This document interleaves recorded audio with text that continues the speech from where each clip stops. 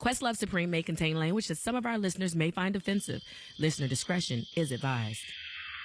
Suprema, Suprema roll call. Suprema, Suprema roll call. Suprema, Suprema roll call. Suprema, Suprema roll call. This is Questlove. Yeah. Yeah. Yeah. Roll call. Suprema. I have nothing. Suprema roll call. Suprema. Suprema roll call. Fonte's in the building. Yeah. Check out my rhymes. Yeah. QLS family. Yeah. Your beef is mine. Roll call. Suprema. I hate you. Suprema roll call. Suprema. Suprema roll call. My name is Sugar. Yeah. Sugar Steve. Yeah. I need a sugar-free Yeah. commissary. Roll call. Suprema roll call. Suprema. Suprema roll call. My name's Boss Bill. Yeah. Winter despising, Yeah. but it's spring again now. Yeah. Temperature's rising. Roll call. Suprema. Suprema roll call. Suprema. Suprema roll call. I'm unpaid Bill. Yeah. Rappity raps. Yeah. I hope you can hear me Yeah. through these wiretaps. Roll call. Suprema. Suprema roll call. Suprema. Suprema roll call. So it's like, yeah, Yeah. I'm a little shook. Yeah. My verse would be better Yeah. if I read more books. Roll call. Suprema. Suprema roll call. Suprema. Suprema roll call. My name is Kathy. Yeah. I'll write those books. Yeah. Laya can read them. Yeah. I've got no more hooks. Roll call. Suprema roll call. Suprema. Suprema roll call. They call me P, Yeah. HNIC. Yeah. We on this show. Yeah. Let's motherfucking go. Suprema roll call. Suprema. Suprema roll call. Suprema. Suprema roll call. Suprema. Suprema roll call. That was not bad. I'm glad I did well. They Chinese That's yours. That wasn't bad. That wasn't bad. Damn, Cav, you got Kathy balls. came through. I mean, Ladies and gentlemen, welcome to another edition of Questlove Supreme. Is this our first double, kind of our first double guest? I mean, Pete Rock and Smoke Dizza. Okay. He ain't talk much smoke dizzle, so yeah, it is. Okay. And there was also the episode where D'Angelo came in and was like, Oh, yeah. it's funky. It's more R&B. It's more And then- R&B. That was right. That And was then he cool. left. And then he left. That's it. Well, ladies and gentlemen, this is a special episode. Well, I feel like every episode of Questlove Supreme is a special episode, so I don't want to make it like the Meredith Baxter Burney episode of right. A special Meredith Baxter Burney episode of Questlove Supreme. We have like one of my freaking heroes, like one of my rhyming heroes, a cultural icon in the world of music. Above hip hop, music. Just for me, like one of the illest writers, poets, MCs. As an MC, to me, he has the best opening lines in Yes. rap. history. Yes. We'll talk more about, but We will. yeah, like I tell MCs all the time, you have like 4 bars to get my attention, but he kind of made it even worse because it's like, Comes okay, in the door. yeah, you only got 1 bar, so Right. you know what I mean? So Which- yeah, Ladies and gentlemen, please welcome Prodigy of Yo, Mobb yo, Deep. yo, yo, yo, yo. What up, though? In addition, we have his co-conspirator. Now, what makes it great is that our special guest, Kathy's kind of family to some of us Questlove Supremers that have started on the OK Player boards. She's my favorite Lauryn Hill stan of all time. right off the gate. Well, I mean, that's how you came to my attention. I was like, who? I mean, before the day of social media, I mean, OK Player was like the original Twitter. That was the original. that shit was gladiator school, man. Yeah. It was. It was like, gladiator school. I feel like we pioneered the social media game before social media was a thing. Nah, for real. And I just knew that this person was standing, taking Lauryn Hill stands to the next level. That's how you got my attention. But I mean, you blossomed to your own as a writer. I mean, you've written Thank you. a lot of periodicals and from BT.com to, I mean, all the way to Billboard, Rolling Stone, Pitchfork, etc. the P word, Pitchfork. Yeah. Wow, that's. But you've also collaborated with Prodigy on his book. Yes. The proper title is. Commissary Kitchen, my infamous prison cookbook. Is this the first book you worked on, or? No, but legally I can say this is the first book I've worked on. Ghostwriter. I see. Well, welcome, both of you, to Questlove Supreme. Yep. I gotta say, Prodigy, that I'm really not big on hip hop autobiographies. Actually, haven't read one myself. I mean, there's a lot of books that have been written by hip hop luminaries, but I gotta say, none. You said you're not a fan of hip hop autobiographies, yet you wrote one. No, I know that, but I'm just saying that it's usually for me, like most people that are in the genre really don't open up as much. It's almost like a moment of their childhood, and then they came to music, and then we I was got platinum. here. Yeah, right. Yeah. It really doesn't let you like inside of like the mechanics of what makes them work as a person. Like you know them as a personality. Like there's really not much you learn from the DMX book or the Snoop book or like those things. So, but I'm just saying that, or even the Ghostface book. You know what I'm saying? Which exactly like this is more of a comedy book to you than like a life story book. But I guess I read it like 3 years ago. Like it's a gripping ass story, man. We listened to the audiobook on tour. Like we had to do like a long tour run, and we had the audiobook, and that got us through the whole tour. That's like what's up. that shit was crazy. That's what's up, man. Yeah. So Prodigy. I'm not gonna say. Let's start from the beginning. Please do, 'cause I'm like all up in this. You know, I'm. But actually, this is a rarity. Yeah. My favorite part of Prodigy's story is actually his beginnings. I know we all like to, get to for the real. good part, but I mean, you come from a lineage that I didn't know. We have something in common. We're both products of doo-wop. I won't say a dynasty, but I mean, you grew up actually with two doo-wop parents. Yeah, my mother and my father. Yeah. Yeah. Who was your father? Bud Johnson. He, my grandfather named Bud Johnson also, but Right. my father's Bud Johnson. He was in a group called the Chanters. Now, your grandfather was a jazz musician. as well, right? That Bud Johnson Senior. He was big into jazz and like big band. Like him and Quincy started a big band together, like with Dizzy Gillespie and a bunch of different people. Man, like my grandfather used to have all these jazz OGs coming to the crib when I was a little kid. So I used to be in the crib, and Dizzy used to make his face cheek, puffy right. for me and all Yeah. that. Like, Yeah. that was crazy growing up around all that, because I didn't realize what was happening until I got older and think back about it. Like, oh, wow, my grandfather had me around all them jazz greats, like, you know what I mean? But I didn't really get to appreciate his style of music until I got older, you know what I mean? I just didn't get it when I was a kid. Like, About you to know what I ask you, mean? at what point in your life did it click? Like, I was around. I don't think no one ever gets it when, like, your parents' music when you're a kid, and only when you're older. But is it high school? Is it like I'm not even understanding until I'm? Probably like yeah, in high school when I first started making beats, then I understood like the power of my grandfather's music, because we would sample a lot of jazz records, you know what I mean?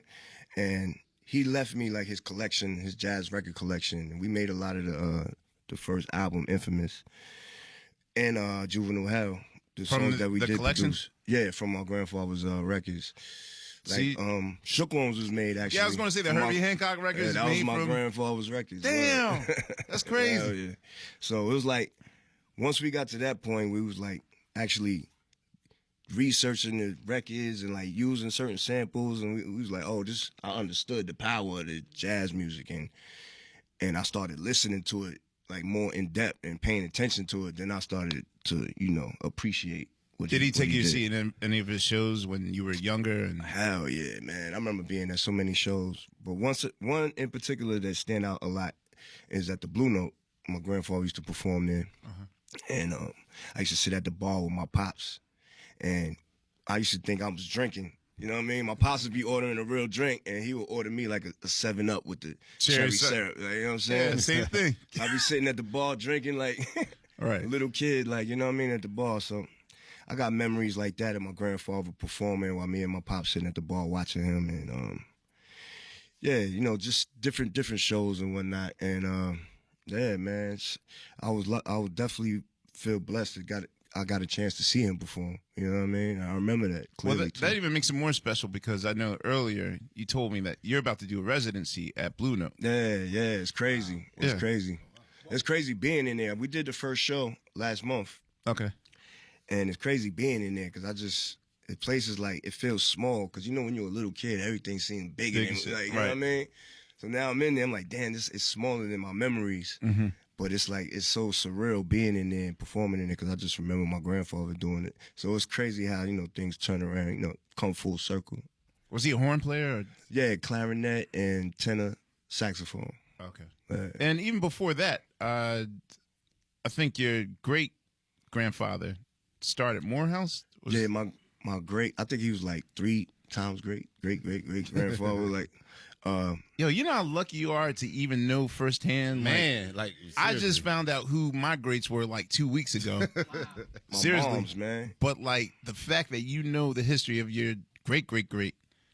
My mother, she did the genealogy. Okay. And, you know, she researched, and we have some other family members that did the same thing and research, and we found our whole family, like, you know what I mean? Plus, we got a lot. My grandmother on my mother's side, she keeps a lot of family photos and just history and stuff, so we were able to, like, put pieces together, connect dots, like, you know what I mean? So it's pretty interesting, man. I learned a lot about my family while I was locked up. My moms used to write me and tell me, use this in your book, put this in your book, this is important. You know what I mean? Right.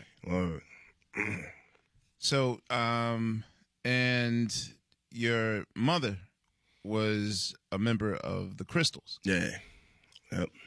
My mom was like walking down the street somewhere. I don't know if it was Queens or wherever she was at. And somebody stopped her and was like, hey, can you sing? And she was like, no. Really? And they was like, you sure we need an extra member for this group? Because one of the members had dropped out. Right. So they convinced her to do it. She was only 18. They convinced her to do it. And she became a part of the group and went right on tour. You know what I mean? So it was kind of crazy how she got in the mid-60s, she was a, wow. Yeah. It was just like random. Like she just so happened to be walking down the street and they stopped her like, because I guess, you know, my mother, she was very pretty, like with light eyes. So she had the look. Yeah. So they stopped her like, yo, can you sing? We need you in this group. Come on. And are y'all like a generational New York family? Like, is that where your people? My whole family's from Southside Jamaica, Queens. And before that, they come from like Texas and Virginia. You know what I mean? Yeah, the Crystals are, for like our listeners, I would always say that, like, I grew up in a oldies doo-wop family, but similar to like parents today, like I'll say like Kamal from The Roots, my keyboard player, tricked his kids into thinking like Michael Jackson was brand new. You know, as a parent, you be trying to trick your kids into like, you know, like, or that's even like my production manager, like his sons think that like Eric B. and Rakim is new. Wow. Even Kirk, my guitar player, would play Slick Rick so much for his son that his son actually, like the first time he ever had to reprimand his son about a school project, and I heard these words, he's like, son, you can't bite someone else's rhymes. like I guess in kindergarten, Kirk's son was supposed to do a writing assignment. You said Slick Rick. I thought that was going to go somewhere so different. I thought you were about to tell him, lick the balls. Right. Like something crazy. No. He said that he took like, plagiarized like some of a children's story and made it like it was his own joint. But like, I'm just fascinated how parents will trick you into thinking that that's your contemporary music. So I grew up just with, you know, an oldies doo-wop dad that would always play like the Crystals, Harvey and the Moonglows, like all those groups. So like, you know, I grew up thinking like He's a Rebel was like some new shit when I came. Like I had the 45 at home. So that's Yeah, I was surprised to find that out. So, like in the beginning, did you have any designs of being an entertainer, or were you just like observing it and just like, oh, that's their shit? And Yeah, nah. In the beginning, I really didn't know what I wanted to do until I turned like, man, maybe like 12, 13. And I think it was when I first heard, you know, LL Cool J and Run DMC, the Suck MCs and Rock the Bells. When I heard those songs, that just changed everything in my life. You know what I mean? That made me, I was like, all right, this is what I want to do. This is what I like. I used to play the songs for my mother. Like, yo, Mom, check this out. You know what I mean? I used to play, you know, the Paid in Full. Matter of fact, I used to say Rakim's rhymes to my mom's and act like I wrote it. And she'd be like, oh. did you always have this deep deadpan voice as a kid? Because like you are Rakim's like vocal doppelganger. I don't know. That's just my voice. Yeah, hell yeah. So, I used to say Rakim Ron to my mom. She used to be like, oh my God, you're really good. And I used to be like, I ain't say nothing to her. I used to be like, yeah, I'm a rap, Mom, I'm a rap. But I first got turned on to hip hop music when I was like 12, 13. Before that, you know, like you said, there was a lot of doo-wop in the crib, like, you know, soul music, you know what I'm saying? A lot of church music, you know what I mean? You were were you born in Long Island or? I was born in Hempstead, yeah, Long Island. Yep. I know that Chuck D and Flav always talk about Hempstead and they Chuck D and Flav is from the town right next to me in Roosevelt. Roosevelt. Okay. You know what I mean? That's right next to Hempstead. So we all like Hempstead EPMD? I know that someone rhymes about Hempstead. EPMD was Brentwood. They was from Brentwood. Hempstead, you remember Son of Berserk? Yes. Yeah. Wow. Son of Berserk was from Hempstead. Yes. You know Wait, I love that you just brought up, like for me, Son of Berserk, I feel like I'm the only person that got that record and worshiped the shit out of it. Like I used to go outside to the store and Son of Berserk be outside. Word. He like, yo, son, what up, kid? Like With that old man voice. Yeah, you know what I'm saying? Because we was like the little dudes using the studio. There's a famous studio in Hempstead that Public Enemy started in.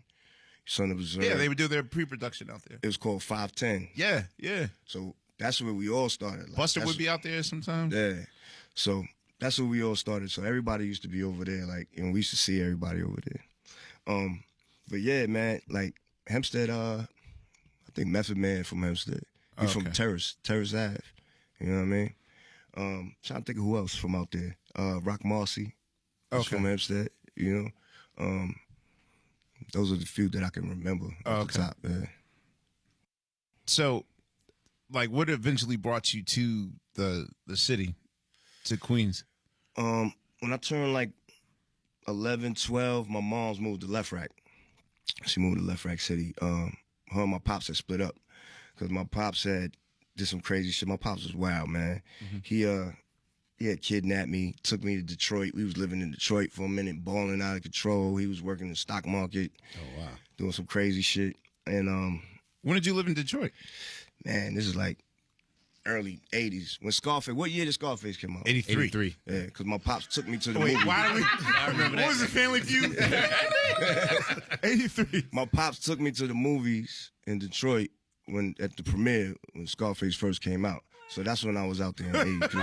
Wait, you were 9? I was 9, yeah. So the lyric, your pop taught you how to shoot when you were 7. That was real. That really. Oh yeah, my pop, man, he was off the hook, man. That boy is something else. he was something else, man. Was he a musician as well, or like? Yeah, he was a singer. You know what I mean? Like I said, he had that group, the Chanters, doo-wop group. Right. They had a couple of dope songs. You know what I mean? But my father's things was computers, like from the early 80s. I remember being like probably 5, 6 years old. My father was working on Macintosh, writing programs. You know what I'm saying? Really? He was really, really dope with it. I think it's a school called TCI. I think it's called TCI. My father went there, and he actually got so good he became a professor there. He started teaching. He was in the commercials and all that. Like after a while, he got really nice with it, and you know, that's what he was into: computers, heroin, alcohol, karate. My father had a dojo on Jamaica Avenue. You know what I mean? So he used to teach karate. You just said that combo. Yeah. Computers, heroin, Like, karate. wait, can He's we off- can we back that up one second? He was off the hook. He was off the hook. Karate and computer. It's crazy. Professor yo. Pimp, you know, all that. It's very crazy, man. My pop's life was wow. It was wild. That was his thing. He loved computers and he loved fighting and just doing wild shit. He was crazy, man. And I know that you have a closeness with your grandmother as well. That she was in the arts. Yeah. My grandmother was ill. She was one of the first Cotton Club dancers when they first opened the Cotton Club way back. And you know, she was friends with Lena Horne. Lena Horne used to dance there early before she became famous. You know, and that's how my grandmother met my grandfather, because my grandfather used to play in the band at the Cotton Club. So that's how they met. And you know, after my grandmother started a dance school business in the basement of her crib on the Guy Brewer. And she started with like 5 students, you know what I mean? And it just grew and grew over the years until to a point where she started renting the building. And then it grew to a point where she actually bought her own commercial building in Queens. She was like the first black woman to own a commercial space in Queens. So, you know, it was a dance school business. You know what I mean? That was her thing, dancing. So a lot of her students, man, she had some famous students that she raised. Like Ben Vereen is one of she raised Ben Vereen. Like, you know what I mean? Okay. And he used to, you know, be at the house all the time. Like, you know what I mean? And anytime he had something going on, we used to watch it in the crib. I done seen Roots thousands of times. Like, you know what I'm saying? Ben's on TV. Yeah, you know what I mean? That's like everybody get together. Watch Ben. Ben is on. You know, Michael Peters, he was a famous choreographer. For, Michael That was one of Jackson's my father's best friends. choreographer. yeah. Yes. Michael Peters was That was one of my grandmother's students. Shut up. damn. He did so much shit. He did Beat It. He Thriller- did Dancing on the Thriller. Ceiling. Yeah, he did all those. So like, that was like event, same thing. Like with Ben Vereen. Matter of Well, fact, Mike had Michael something- Peters is in the beat knife battle. He's the one in all white. Oh, word. That's it. Yeah, that's Michael He's the Peters. one that got their hands tied up. They fighting with yeah. the knife. When I was 6, my dad introduced me to him, and I was like, "But you can't dance better than Michael Jackson." And he walked away with me with so much attitude, like, "Child, well." I remember when I was a little kid, like, we used to fly to Cali because a lot of her students live in Cali and whatnot. So we used to fly to Cali and visit them, and she used to take care of some business. And Michael Peters used to take me to Universal Studios all the time. That was my favorite place when I was a little kid. I used to be like, let's go again. Oh, with the let's go jaws again. and Let's go again. I've been there like 100 times when I was a kid. That was my favorite shit. Like, you know what I mean? But yeah. So this is like my grandmother's life. She you know, this is her thing in the dance world, and she got a lot of choreographers, and she helped out a lot of people as far as that in that world. So I grew up a lot around her concerts. She would do these concerts every year at Lincoln Center, at the Apollo, at Carnegie Hall. You know, every year she would do like a big concert, and So you were a backstage kid. yeah, me and my cousins would be backstage wilding, looking at the girls getting dressed in the bed. You know what I'm saying? In the That's dressing room. different than my backstage. I just watch old ass dudes, you know, smoke reefer in the. Word, yo.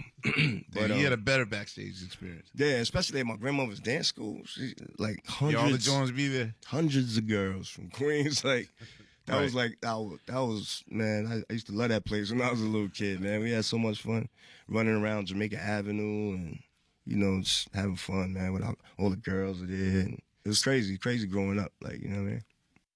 So when did you officially you moved to Queens and So I moved to Queens. or after Detroit or Yeah, it had to be like 84.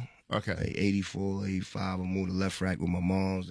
She got divorced from my pops after he kidnapped me, and she was tight. She was like, man, I ain't doing this shit no more, man. Wait, how did she find you?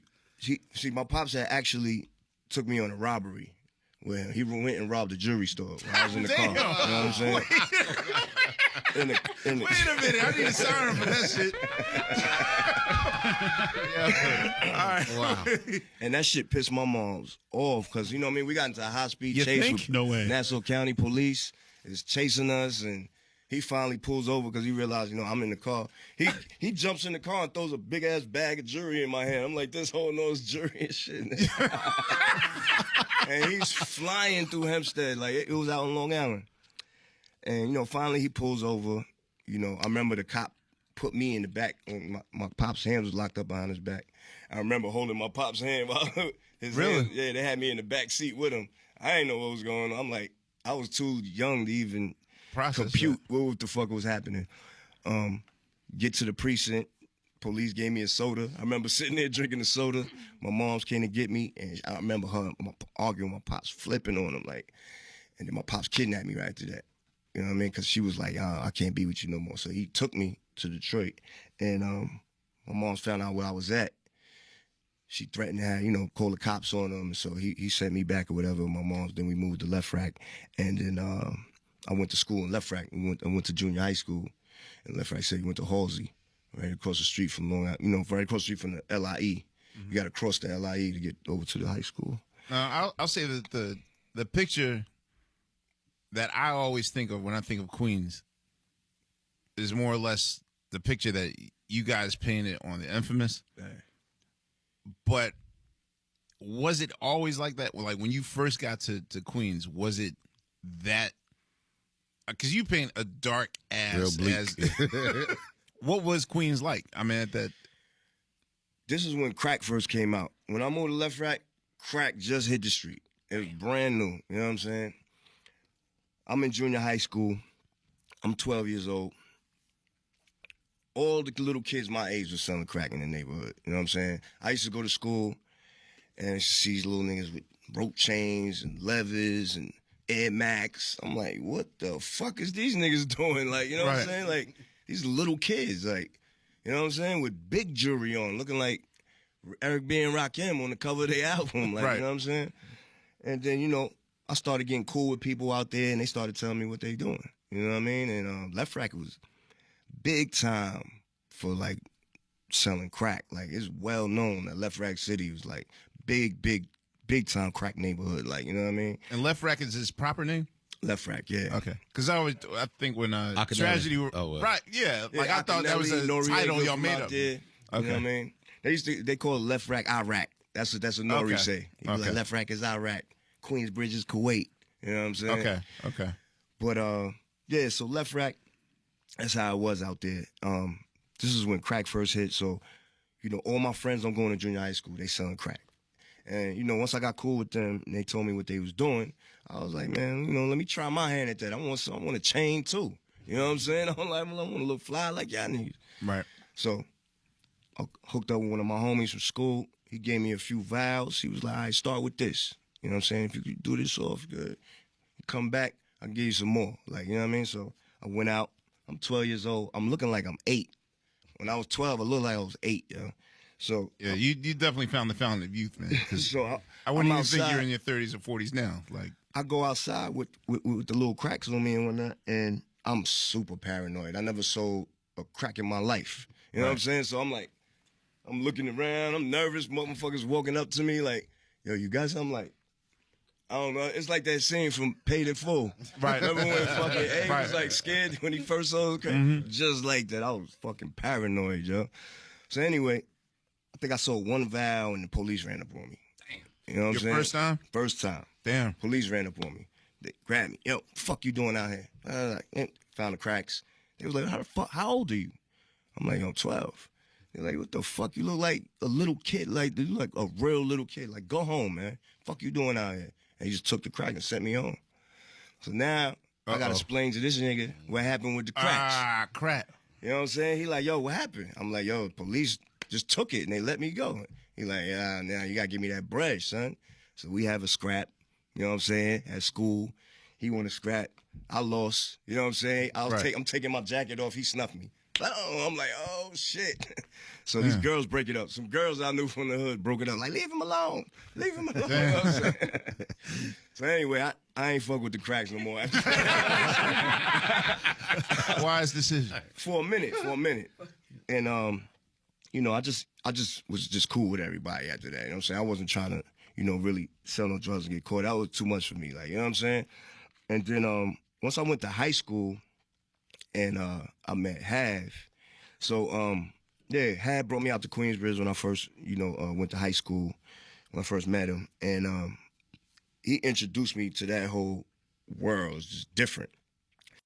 Now, mind you, when I was a kid, my mother, her whole life, she worked for the housing authority. So she worked in all the projects in New York, Brooklyn, Harlem, and Queens. And Queensbridge was one of the projects that she worked in. Her job was she would get people approved for their apartments. You know what I mean? So they come to her to apply for. Right. She worked in the office on the Hill in Queensbridge, and people got to come to her, and she decide whether, assign them. You know what I'm saying? If they make enough money to live in the projects or, subsidized rent or whatever, how that works. Everybody wanted to be her friend. Yeah. So she worked in Queensbridge when I was a little kid. You know what I'm saying? And I used to go with her to work in the summertime. This is before I met Hav and all that. And I went to Reese Day Camp. Like when my mom was at work, she would drop me at day camp on the Hill called Reese. So I was already out there for a few years. When I was a little kid, I met a bunch of people. And it just so happened that years later, once I moved to Left, I went to high school in the city, met Hav. Now I'm back in Queensbridge. Now I'm older now, and I'm seeing people I remember when I was a kid from day camp and all that. Right. But it was just being back out there and just seeing, how Queensbridge is like just a whole nother world. Like the fashion, the slang, like just everything is just different. Okay, can you explain something to our listeners? And by our listeners, me. By our listeners, I mean me. What is the Dun language, and what is the genesis of the Dun language? What's that, like Dundunny? Like So Dun. the Dun language. That's like saying we Like I know cats in Sweden that talk the Dun. Like after Mobb Deep shit came out, yo, what up, Dun? And I was like, what are y'all talking about? It's a TH, one too, of our right? homies, one of our homies from Queensbridge, his name is Bumpy. He got like a speech impediment. He speak with like a lisp a little bit. You know what I'm saying? So, That's where it comes from. we call each other son. Everybody be like, yo, what up, son? What up, son? And when Bumpy say it, he be like, what up, thunk? What up, thunk? So, you know what I'm saying? Yo, Yeah, Bumpy to think. finally. After 25 years, I've been wondering. So it's THUN. Yeah, it's THUN. But I had short, when I write my rhymes, I write shorthand. I try to write short as possible. So I used to write DUN just to write it real quick and get it out the way. You know what I'm saying? So it's like two different spellings when I do it. But whatever. That's where it started with Bumpy. You know what I'm saying? And we just started calling Shout it out to Bumpy. the Dun Yeah. language. He created the Dun language. That's what you know what I mean? We thank you. Yeah, shout out to Bump, man. But yeah, once I got out there, and I just seen how that world was in Queensbridge. And I remember being out there as a kid. When I was out there, it was like super early 80s. Like probably the Juice Crew was popping like back Right. then. Was I ain't any even know. running with I was Marley too young. Marl or those guys? Or I was too young back in the days, you know what I'm saying, when I was in day camp. But I remember how they used to dress. They used to have the shell top. They used to have the Pumas with the, the tall one suits, the Kango. I remember seeing people dressed like that when I was a kid. So I know that was like probably that Juice Crew era.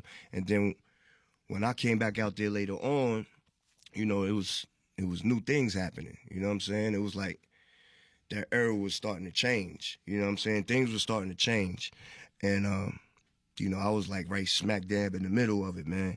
And, it was just interesting to see being from Hempstead and going to school in Manhattan, where I met Hav at. We went to high school with everybody from New York, different boroughs, Brooklyn, the Bronx, Manhattan, Queens. They was from everywhere in high school, art and design, you know what I mean? So we had friends with people from all over each borough. So we used to hang out, we used to party in the Bronx, up by Yankee Stadium and Sheridan. We used to, hang out in Brooklyn and Bed-Stuy, Marcy, Tompkins, Sumner, you know what I mean? We was out there, you know what I'm saying? Hempstead. So was there ever any hesitation whatsoever? Because I know if you go to a different part of town that you're not necessarily from, it could be a caution thing, like, Yeah, I mean, you got to be careful, man. I mean, look, growing up, you know what I'm saying? This is where things changed for me a little bit. All right. My first year of high school, there was this gang called the Decepticons. You know what I'm saying? And I used to come to school in the morning, and I used to see people coming to school, my friends coming to school with big ass cuts going across their face, their arms, hands, like $150. Their faces spliced open, like, you know what I'm saying? I'm like, what the fuck happened to you, son? They're like, yo, the Decepticons just caught us in the train station. I'm like, well, yo, the niggas ain't cutting me like that, dog. I'm buying a gun right now. Cause I dare a nigga try to cut me like that. Like, these niggas was twisted. You know what I'm saying? Right. So that kind of forced me into a position where I was like, I'm Defense. about to protect myself. Like, you know what I'm saying? Right. So that's when I bought my first gun because of that. You know what I'm saying? Because I wasn't gonna let nobody cut me in the face like that. You know what I'm saying? And they was running around doing this on a daily. Like, this is what they was doing. Like, they was from Brooklyn. Like, you know what I mean? It was just a gang. They was called Decepticons. They had a female version called the Deceptinettes. They had another gang called the Low Lives. They had another gang called I can't think of it right now. But yeah, there was like this gang culture from Brooklyn. You know what I'm saying? And we had to deal with that. You know, because after school they would come up to different schools and terrorize motherfuckers, robbing motherfuckers. Like, you know what I'm saying? So it forced me and my little tight friends to be on some bullshit. It forced us to be on some bullshit. You know what I'm saying? And that's where the bullshit started a little bit. Like, you know what I'm saying? Right. That's like You freshman gotta year. protect yourself. You know what I'm saying? And then, you know, also just growing up in Hempstead, you know, that's like, it's a hood. That's a hood out there. Like, you know what I'm saying? It's a residential area. They got houses. It look nice, but that's the hood out there. So Hempstead wasn't the cozy part of Long Island that. Nah, Hempstead. Because when I think of Long Island, I think of like, oh, that's a vacation spot, or. Yeah, nah. You Bill's laughing. That's where I grew up. Where'd you grow up? You grew up in Hempstead, Bill? No, I grew up a few miles north of Hempstead, but Okay. it's a little different where I'm from. Yeah, there's a part where you cross the track. As soon as you cross the track, you call it trackside. Right. As soon as you cross that track, it's over. Oh. You in the hood. Sir, You know what I I'm think saying? Serge explained that on his episode that, it was. You know, I had a lot of friends out there. We did a lot of things, and, you know, it put me on some shit mentally. You know what I'm saying? And my pops already had me on some shit mentally. But then going to school in Manhattan, you know, that really kind of changed me because I started hanging out in all the different boroughs. I had friends from different boroughs, and we used to deal with this type of shit. What school did you go to? Art and Design in Manhattan. The Fame School. Yeah, that's what. That's all right. Nah, that's LaGuardia. LaGuardia. Yeah. So there's another art and My design. mother went to that school. She graduated from Oh, that okay. school. Yeah. Okay. So what did you and Havoc both go to the school for? Because So Hav was a grade ahead of me. He was there for architecture. He was dope. He used to build like scale models of like, you know, apartment complexes or whatever, building, like, you know what I mean? He could do that shit nice. I went to school there because this is all most of my friends was from Left Rack. You know, we used to sit around in the summertime. Where you going to high school, son? He's like, oh, we going to Edison. Oh, I'm going to this one. And most of my friends was like, yo, we going to Art and Design. So I was like, fuck, I'm going there too then. I'm going wherever y'all niggas is going. Right. So that's the only reason I wanted to go there. You know what I'm saying? I didn't think that I had any art skills. Like, you know what I'm saying? I had to take a test to get into school. that's what I thought. You had Okay. to bring a portfolio up. So I was like, all right, what am I going to do? How the fuck am I going to get into school? I got to work my way into school somehow. So I thought, and I was like, oh, all right, there's this group called the Shirt Kings. They like clothing designers and Oh, the airbrushing. yeah, and airbrushing in the Coliseum in Queens. So, you know, I grew up with them. Like, I grew up as a little kid on Jamaica Avenue. Like, you know what I'm saying? So they know me all my life. Like, you know what I mean? So I was like, light bulb, I'm going to just copy. I'm going to bite the Shirt Kings. I'm sure these motherfuckers in art and design, they never seen no shit like that before. You know what I'm saying? Right. So I just got me some shirts. I got me some markers and some paint, whatever, and I just drew some graffiti on the shit, and I made a portfolio, brought it to school, and they was like, oh, they liked it, and I got into school with that shit. I was shocked. I was like, oh, shit, that shit worked. You know what I'm saying? Word. This is crazy hearing this. This is That's your story. Right. no, it was Tariq's story. Right. Oh, word. Same Because thing. Tariq was an art design student, so he used to make like crazy medallions and those Yo Baby Yo Mickey Mouse T-shirts. Yeah, hell yeah, man. Shit mad like that. creative, mad creative. Yeah. But, you know, I guess, you know, I got a love for being creative by being at that school. Like, you know what I'm saying? I got a love for photography because we had photography class there. A love for, you know, just design and shit and seeing what Hav used to do with the architecture. It just, you know, opened my mind to something new. You know, So how did you guys meet? You met in high school? yeah, we met. My first year of high school, in my photography class was a kid named Black from the Bronx. And we got real cool, kicking it every day in class. And one day he was like, yo, man, he was like, I used to wear mad jewelry. Like I used to have I thought I was Slick Rick, dog. You know what I'm saying? I used to have hands full of rings, mad chains and shit. I was retarded when I was in school. Like, you know what I'm saying? That's another reason why I bought a gun too, because I'm like, I'm a target with all this shit on. Yeah, I was gonna say, like, you didn't feel like defenseless.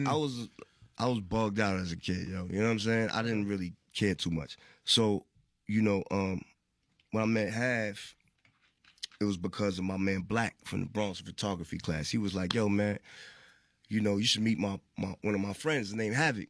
Y'all both rap. Y'all both about the same height. You know, I'm going to introduce you to him after school. Mm-hmm. So, little did I know that these niggas were setting me up to rob me. Oh. Wait, what? Oh. Havoc. Wait, this is an arranged marriage that was an arranged robbery?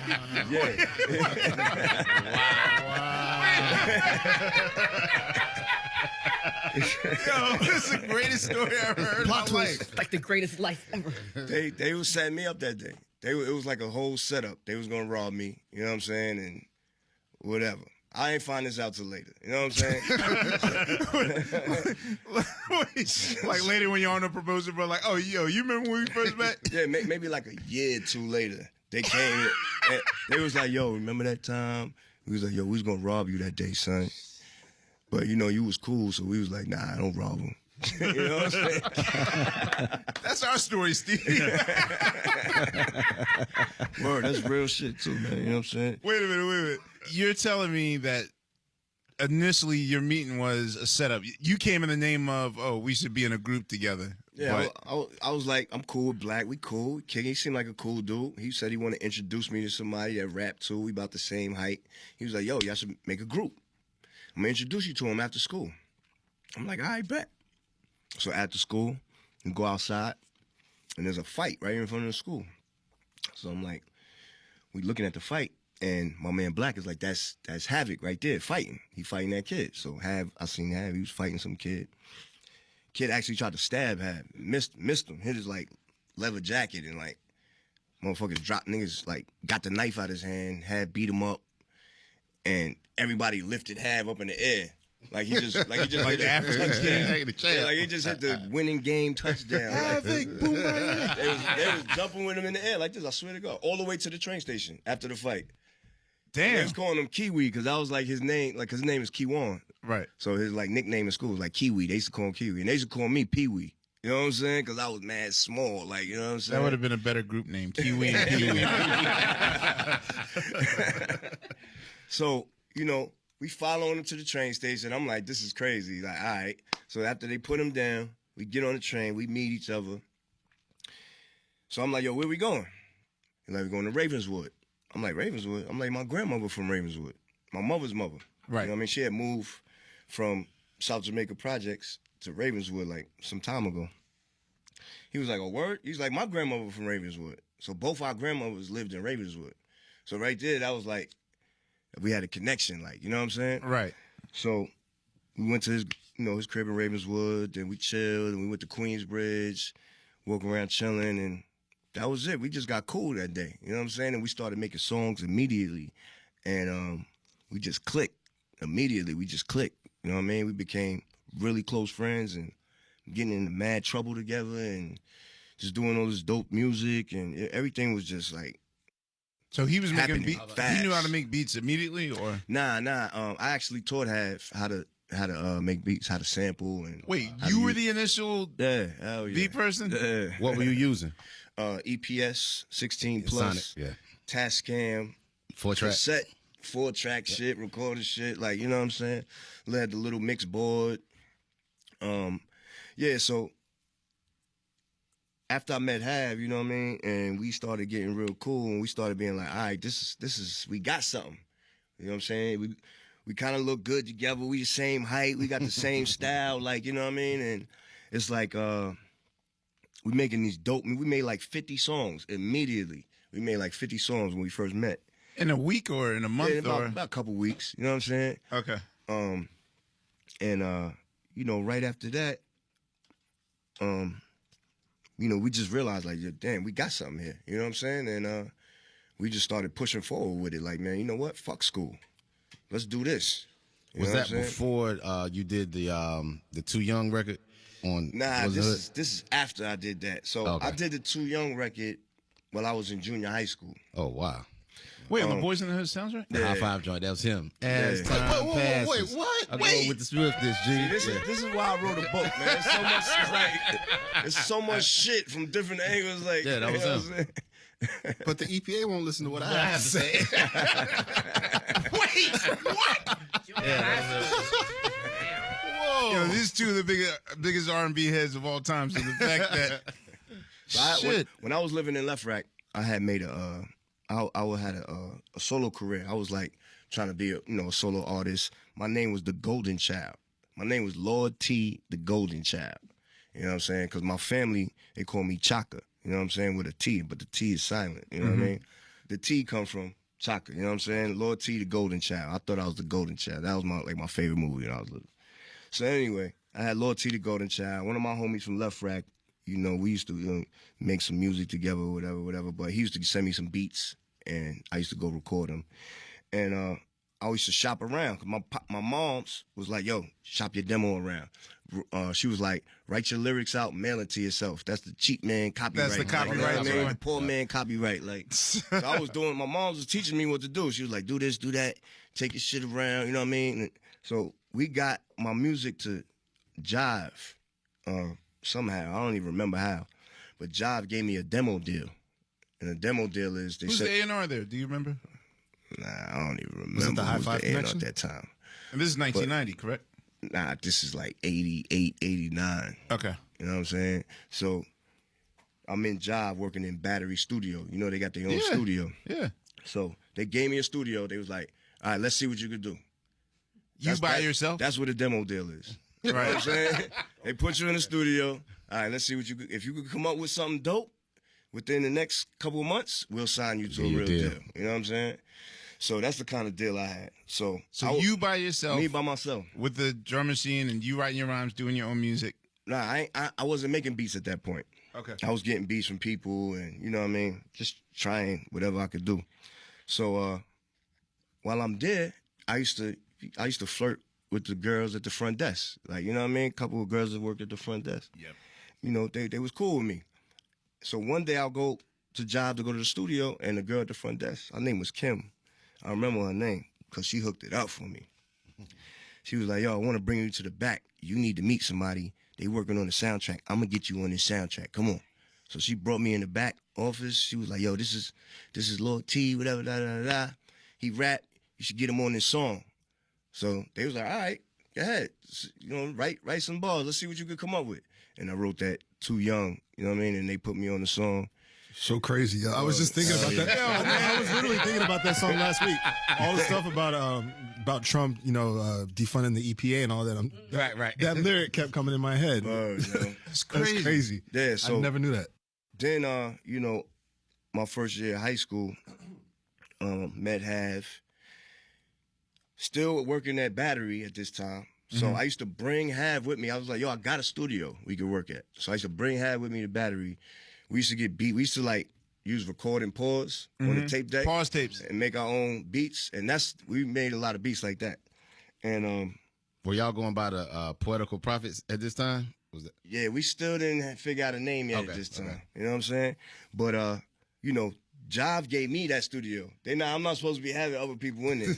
So Yo, does this story sound familiar? Very familiar. This is the black version of MC Search right here. This is how third base got started. So check this out. So now, Jive was like, all right, we want to sign you after the Boys in the Hood shit and all that. And I was like, look, I got a partner now.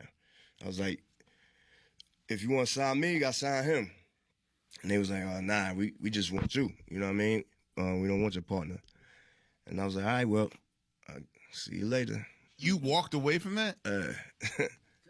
Damn.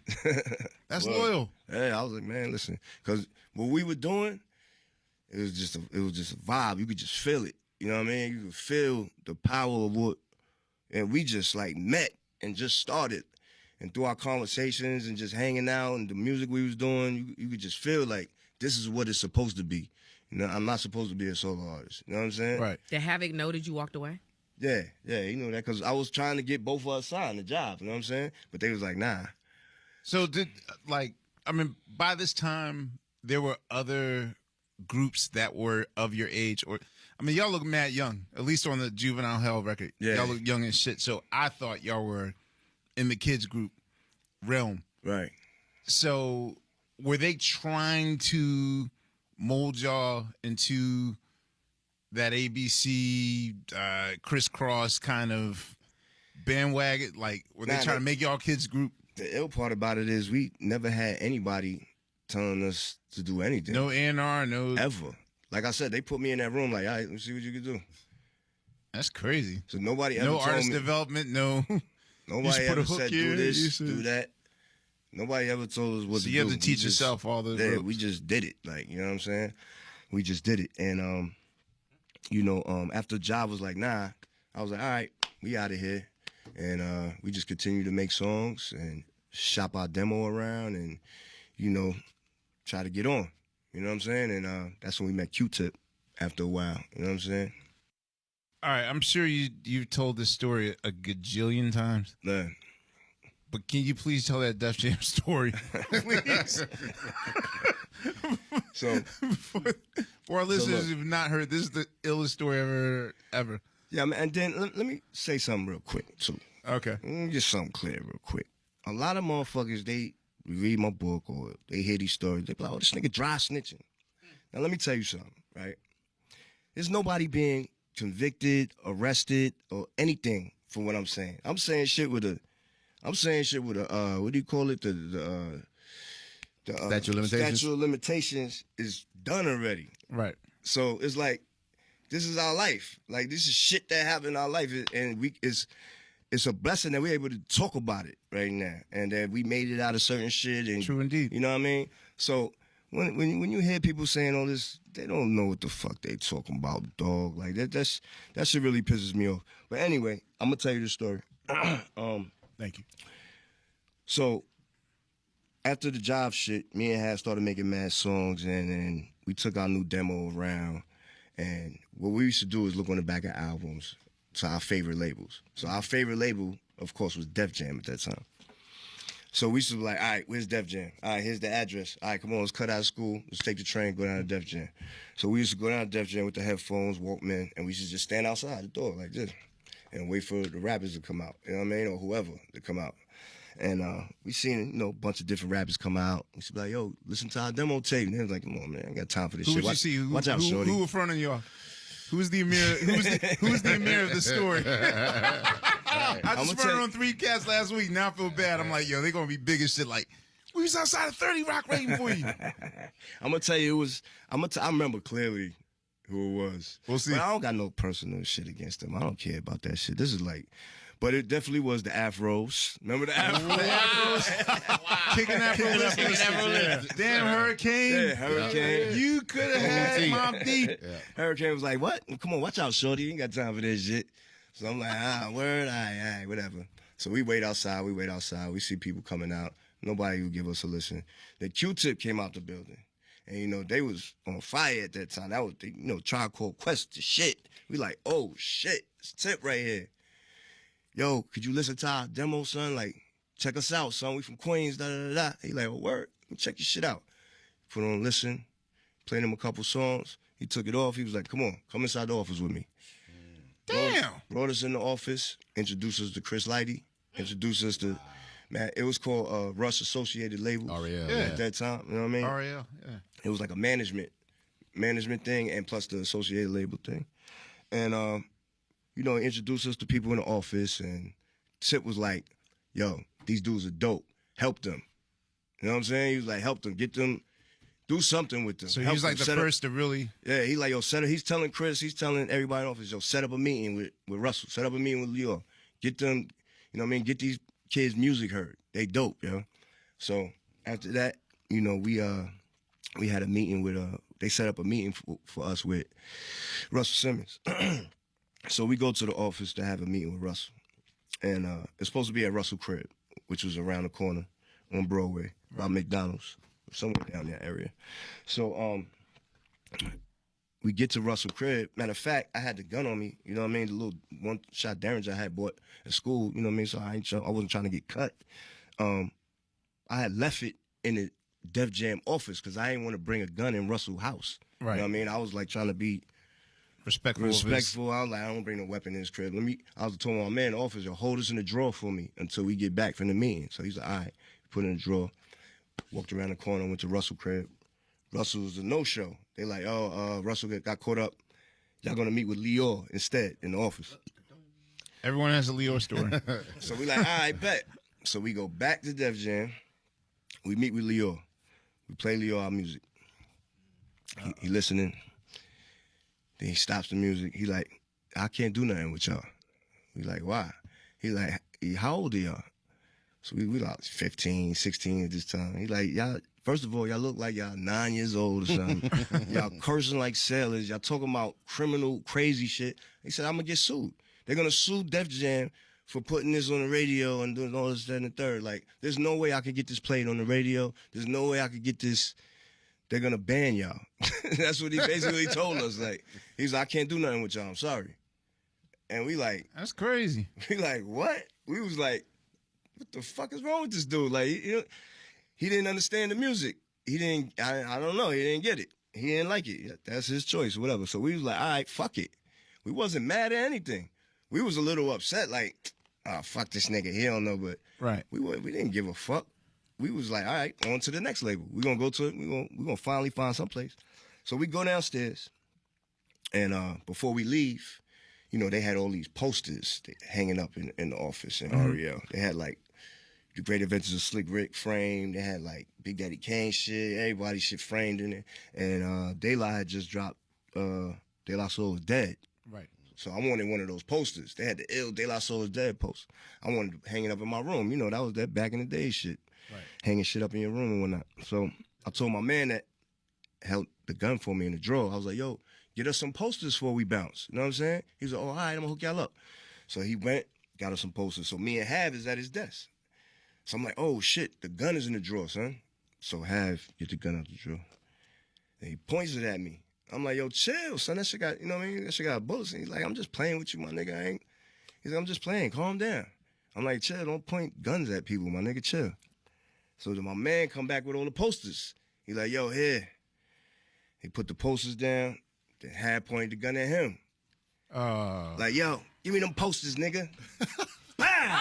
This shit go off. Like, by mistake. Like, you know what I'm saying? They got to go. They got to go. Yo. You think? My nigga. Wow. Everything went in slow motion after that. Literally. Get these niggas. Everything turned misty and went slow motion. I remember literally, like, I don't know why that happens, but I guess in the heat of moments like that, shit just slows time, yo. Right. So, Hav drops the gun. Like, we both like, oh, shit, what the fuck? Like, we in shock. You know what I mean? Hav bolts out the door. Runs downstairs. Like, oh, shit, I'm out. So I'm like, oh, you're not leaving me in here. I start chasing behind him. Like, In the office. Wait, my dumb ass want to know, did you at least take the poster? Because that De La Soul poster was rare as shit. Nah. Man, you got the poster. Nah, I wasn't even thinking about no motherfucking posters at that point. I'm like, you know how hard that shit on eBay right now? It's like a nut. We was trying to get low. We was trying to get the fuck out of there at that point. So, Hav ran out the door. Knocked DMC down. The DMC and Run was coming in the building. Knocked them niggas. One of them niggas fell on the floor. I don't remember who was going. Because he busted. He like ran out and busted through the door. So one of them fell down. We running up the block. And I hear That's somebody. a crazy way to meet Run DMC, by the way. I hear somebody screaming behind me. Stop them kids. Yo, stop them kids. So I'm like, I look, and it's fucking Ali Shahi is chasing us.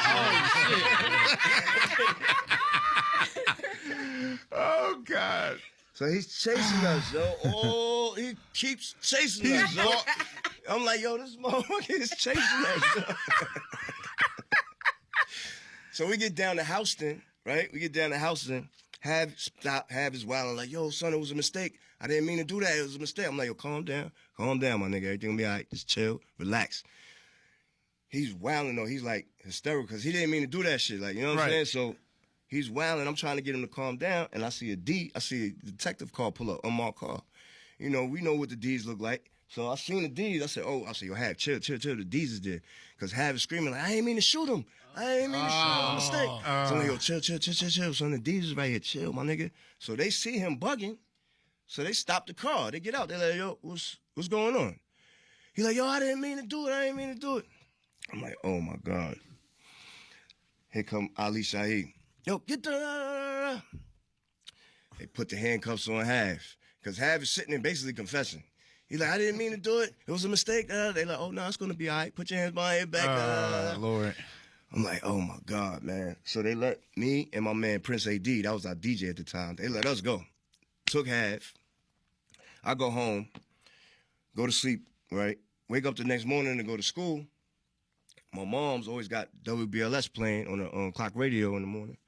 So I hear on the radio, they like, yesterday there was a shooting in Def Jam office over contracts. The artists, some artists, they wouldn't sign the artist, so the artist shot somebody in the office. That's what they said on the radio. So I'm sitting there listening to it. I ain't even tell my mom. Is your mom putting two and two together? Nah, she don't even know what's going on. So when I heard that, I was like, oh my God. So now like reality is hitting me because I'm just waking up and I'm like, it's a new day. Right. Now I'm like, reality's hitting me. What just happened yesterday? So now my brain kicks into how we gonna get out of this mode. You know what I'm saying? And I'm like, all right. And right away, I just came up with a story. All right, we thought it was a lighter.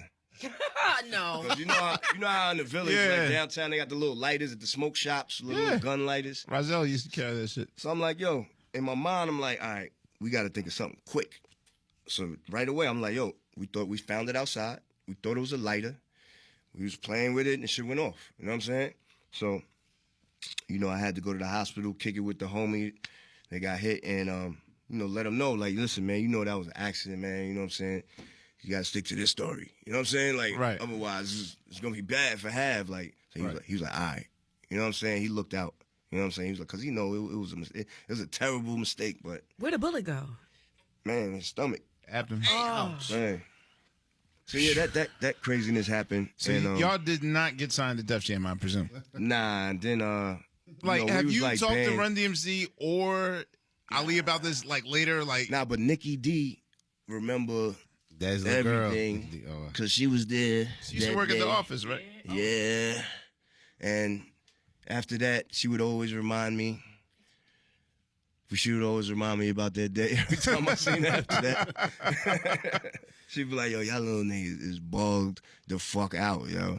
What's wrong with y'all? The cat who got shot, he survived. Like he's cool he was good, man. Fortunately, everything worked out. And that's a crazy story he'll tell for the rest of his life. It's definitely a crazy story, though, man. After that, Def Jam had security. You couldn't even walk in the building anymore. I was going to say, because when I went to Def Jam, it was like freaking Fort Knox. Yeah, exactly. So how long is it till 4th and Broadway comes in the picture? 4th and Broadway is a record company on Island Def Jam. Eric B. and Rakim. Used to be Eric B. and Rakim's label. So right after that, we after everything with that Def Jam shit, we continued to make demos and just Q-Tip had brought us into the industry. So we started meeting different people and we started finding out about industry parties. Mm-hmm. You know what I'm saying? Because they would tell us, oh, there's a party over here tonight, party over here tonight. So we started being in the loop of all the industry parties at that point. Talent shows. Kid Capri would do these talent shows. Whoever got the best verse or song, you get $100.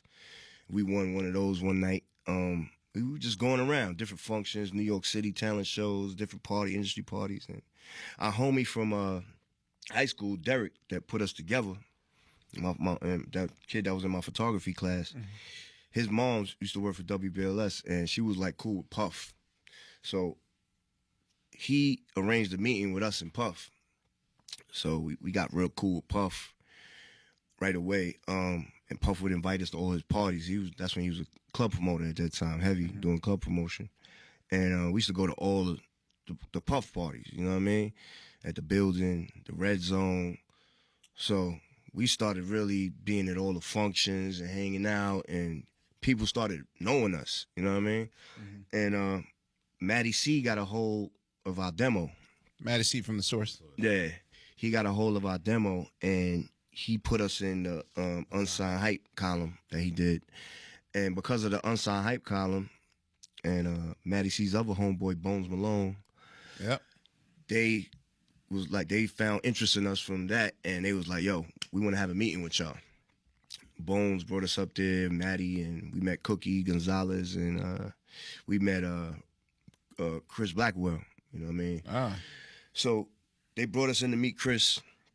We sat down with Chris. Chris was an interesting dude. Yeah, what was that like? Because Chris is like... Yeah, that was very interesting. He was sitting there rolling up some hash. And I've never seen hash before. Right. He had a big, like, roll of black hash. And I'm like, yo, what is that? He's like, yo, it's hash. You smoke it. So I'm like, all right. He's like, you want to try it? I'm like, hell yeah. So we smoking hash with Chris Blackwell in the office. He like, yo, I really like y'all, man. I want to sign y'all to, you know what I mean, do a deal with y'all. Did he ever interject? I've never met Chris Blackwell without at least him interjecting a Bob Marley story. I'm sure he did. Of his glory, yeah. I'm sure he did, especially when we were smoking. You know what I mean? He probably said something like that. But at this time, you know, they had Rakim, Eric B. and Rakim. Before, not at this time, but they had in the past, Eric B. and Rakim. And the newer, more updated artists on 4th and Broadway. They have X-Clan? Was MOP. You know what I mean? They had a song called The Hill That's Real. And How About Some Hardcore? Right. That was on 4th and Broadway at this time when Chris is signing us. Right. So he offered us a deal. We was like, hell yeah, we want that. We taking it. You know what I mean? So we did the deal with Island. And yeah, basically it was the same thing. He ain't try to tell us what to do. They basically just... No A&R, no... I mean, Cookie and Bones was like, you know, but Bones... That's dope. Know us. Bones know us. Like, he started hanging out with us and seeing how we are. So he like, yeah, just let them niggas do them. They know what they doing, and they know what they want. Like, you know what I mean? How old are you then at this point? We like 16. Like, So you still in? Are you going to school still? And... Yeah, we in high school. But at this point, it's like I'm about to drop out. Because now one day I'm like sleeping in the crib. My mom's wake me up like, come on, you're going to be late for school. I woke up. I said, Mom, I'm not going to school no more. And how did she take that? She was like, oh, word? She was like, okay. What? And then she left and went Damn. to work. Where's that mom at? Mom And then when she came back from work and she thought about it, she said, son, are you going to pay some rent? Or... She was just like, okay. Because I guess she seen what I was doing, like, with my career. You know what I mean? She was helping me, like, do it. Like, so you didn't have any resistance in your family? Nah, not with, like, you know, I come from an entertainment family, so they was encouraging me. In the family trade. Right, but it's still hip hop, so you know it's so different than it's definitely different. So my mom was scared. She was like apprehensive when Chris wanted to sign us, and he actually did some kind of thing where we didn't need our parents' consent. Wow. Wait. That pissed my mom's off. Yeah. She was like, "Oh, he's a piece of shit. He just went around our backs and signed y'all without our consent." But we was like, "Mom, chill, man." You know what I'm saying? So the New Edition story ain't happening, y'all. Y'all my was mom straight. used to manage us too. Okay. You know what I'm So saying? then how did they go behind her? That's crazy. She at this time she was like managing us for a minute, and then we fired her. Cause how do you fire your mom? You're hardcore. Because she was like, we did a talent show right before we got signed to 4th and Broadway. We did a talent show. It was like a New York City, some talent show New York used to do all the time. And we had to like auditions, rehearsals, or whatever it is, and we'd go through our song, and our song got curses in it. The chorus of the song go, oh shit, here we go, yo, oh shit, here we go. That's the whole chorus. You know what I'm saying? So we put it on, we like doing our shit, and they like, oh, stop the music, stop. They was like, yo, you can't curse in this talent show. We like, what? They like, you can't curse. You have to change the curses or do a new song. We like, what? We're not changing nothing, man. We're not doing this, man. Fuck your show. And we walked over. My mom was like, what's wrong with y'all? So she sat us down, like, right after that. She was like, you can't do that. You can't disrespect people like that. You just take the curses out. We was like, yo, listen, we're going to stick to what we do. You know what I mean? We don't want nobody trying to change us. We was hard-headed, like, you know what I mean? Wait, Havoc, Proj, I got to say, 3 times I've heard you easily walk away from some shit that could sort of change your life. I've never heard nihilism to this level where it's just like, psh, I'm out. I can walk away. What is it in you? Like, what's in your head that just be like, psh, all right, I'll walk away. I think we believed in what we were doing so much. Like I said, it was like the vibe that we had. We could just feel it. It was gonna work, and nothing was gonna stop it. It was just a feeling. You know what I'm saying? Like we was like, oh, we got some shit. He don't know it. She don't know it. None of these people don't know what they talking about. You know what I'm saying? That's we just got crazy. some shit. Because usually people, by this point, people will either have a side meeting. Okay, maybe we can meet him at the 50-yard line. Let's compromise a little bit. You know what they want, and then Nah, we were really hard headed. You were just like, We were really just stuck on what we were doing. Tunnel vision. We wasn't trying to hear nobody. We had something that didn't really exist. Like, you know what I'm saying? It was like the vibe that we had, just the energy and the words and the style, the slang, everything was just, it wasn't nothing like that. You know what I'm saying? Mm-hmm. And it was just like a changing of the guard at that time almost, because, it was like you had the Rakims and the Big Daddy Kanes and, the symphonies. Like when the symphony came out, like that was what was popping when we was learning how to do rap. Mm-hmm. And then once we started getting in the studio, we started catching on to how this shit works, and we was like, oh, we got this shit. Like, we know how to do this shit, right? We thought we did. You know what I'm saying? But it just made our minds like, oh, we on some new shit. We a new generation. These motherfuckers don't know what they talking about. We got some shit. We not trying to hear nobody, yo. So that was No clean versions. It ever. was a fucked up attitude to have, but no, I mean, you stick to your guns. You know what I'm saying? Stick to your guns. So my mom was like, yo, you can't do that. So we was like, yo, listen, if you're not gonna follow what we saying and believe in us to the maximum and fuck everybody else, then we can't work with you no more. To the mom. And you're 16. And she was like, all right. She was like, all right, cool. I'll see you when I get home. She was like, that's a very bad attitude to have. You know what I mean? That's a very bad attitude to have. You're not gonna get far in life with that attitude. She gave me the whole spiel of that whole thing, but we wasn't trying to hear it. So it's like when you fire your moms, what happens when you get home? Like, is it just normal? Like, Dinner time. all right, so what's for dinner? Mac and cheese. Now you make your own dinner. I mean, at that time, I wasn't going home anymore. I was 16. kind of out the house already. Okay. You know what I'm saying? I would stay at half crib, or I would stay at my grandmother's crib. I would pop up at my mom's crib sometimes. Like, we were just bouncing everywhere. I would stay in the Bronx with my homie from school, stay in Brooklyn with my homie Illa G from school. You know what I mean? We were just everywhere, man. We was young, active, trying to get on. Like, you know what I mean? I wasn't thinking about, I didn't want to be in the house with my mom's. Like, you know what I'm saying? I'm out of here. We going to Coney Island. We popping. We staying the weekend. We was just having fun and doing what we do and creating ourselves. You know what I mean? And So even though Juvenile Hell didn't necessarily do the numbers, I mean, it did get you guys notice amongst industry people. So check this out. Our arrogant asshole attitude, right? That's why that album came out like and underperformed, and it was like not really. We didn't put our heart and soul. We didn't understand that this shit is not a joke. Like, you can't just do whatever and people supposed to kiss your ass and like it.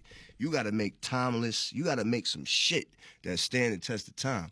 And we didn't understand that. We was very arrogant. We was very, cocky on some bullshit. And that's why that product came out. And then a couple months later, Nas dropped Illmatic. And that brought us down to reality. You know what I'm saying? Now, have you met Nas before? Like, oh yeah, y'all were in the same. Like, how'd y'all on the block together? We all trying to get on at the Q-Tip same time. too. You know what I mean? We all trying to get on. Nas had Live at the Barbecue. He had the song on the Zebra soundtrack, the halftime. Yeah. So this is all at the same time while we doing Juvenile Hell. Nas had the Zebra halftime shit, and you know what I mean. Then we go off on a little promo run, and we doing an in-store one day in D.C. We doing an in-store for Juvenile Hell, and we walk into the in-store, and Illmatic is playing. We never heard it before, so we listen. We sitting there like this. Me and Hab look at each other like, "You hear this shit?" We like, "Oh shit, yo." Pack this shit up, yo. We was like, yo, pack this shit up, man. We went about this all wrong. You know what I'm saying? And that brought us down to reality, basically. That was a reality Actually, that's a check. good thing, because That was a reality Did you call check your for mother? him. You was right, man. You might have had a point, right? You know what I mean? But Bitch, you guessed it. you know, right then we seen it before we even got dropped. We already knew, all right, we fucked up. You know what I'm saying? Because we could hear the difference. We could hear it. There's a big difference between the thought that was put into making the music. You know what I'm saying? The thought that was put into writing the lyrics, making the beats. He put some serious thought into that, and we didn't. We were just fucking around being little dumbass kids, like, you know what I'm saying? Like, feeling ourselves, yeah, we got a rap deal. Yeah, I got gold tooth. Yeah, like, you know what I'm saying? Like, So how far, like, when did it suddenly become like, okay, this serious business? so we got Because a dropped. lot of people still feel as though that's your first record. When we got dropped, that's when we heard the Illmatic album, and then we got dropped maybe like a couple weeks later or whatever. We was just like in the sunken place. We was like, we gotta get the fuck out of here. Yo, we was like, no, this can't happen, yo.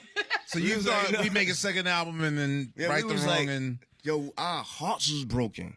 You know what I'm saying? Because we was like, yo, this is what we want to do with our life. Right. We're not playing with this shit. We just went about it the wrong way. We had the wrong attitude. You know what I'm saying? So we was like, hold on. No. We was like, no. You know what I'm saying? Like, we gotta show people who we are. We gotta tell our story the right way. We gotta put, like I said, put thought and put meaning, put your soul, put your heart into the music. Like, you know what I mean? Tell your story, man. Like, you know what I'm saying? So we went in and we had that attitude like, yo, listen, this is what we want to do for our rest of our life. We just got dropped. We feel like the biggest losers ever. We go into the hood, everybody laughing on us on the low end. Nas just dropped Illmatic. These niggas just some corny.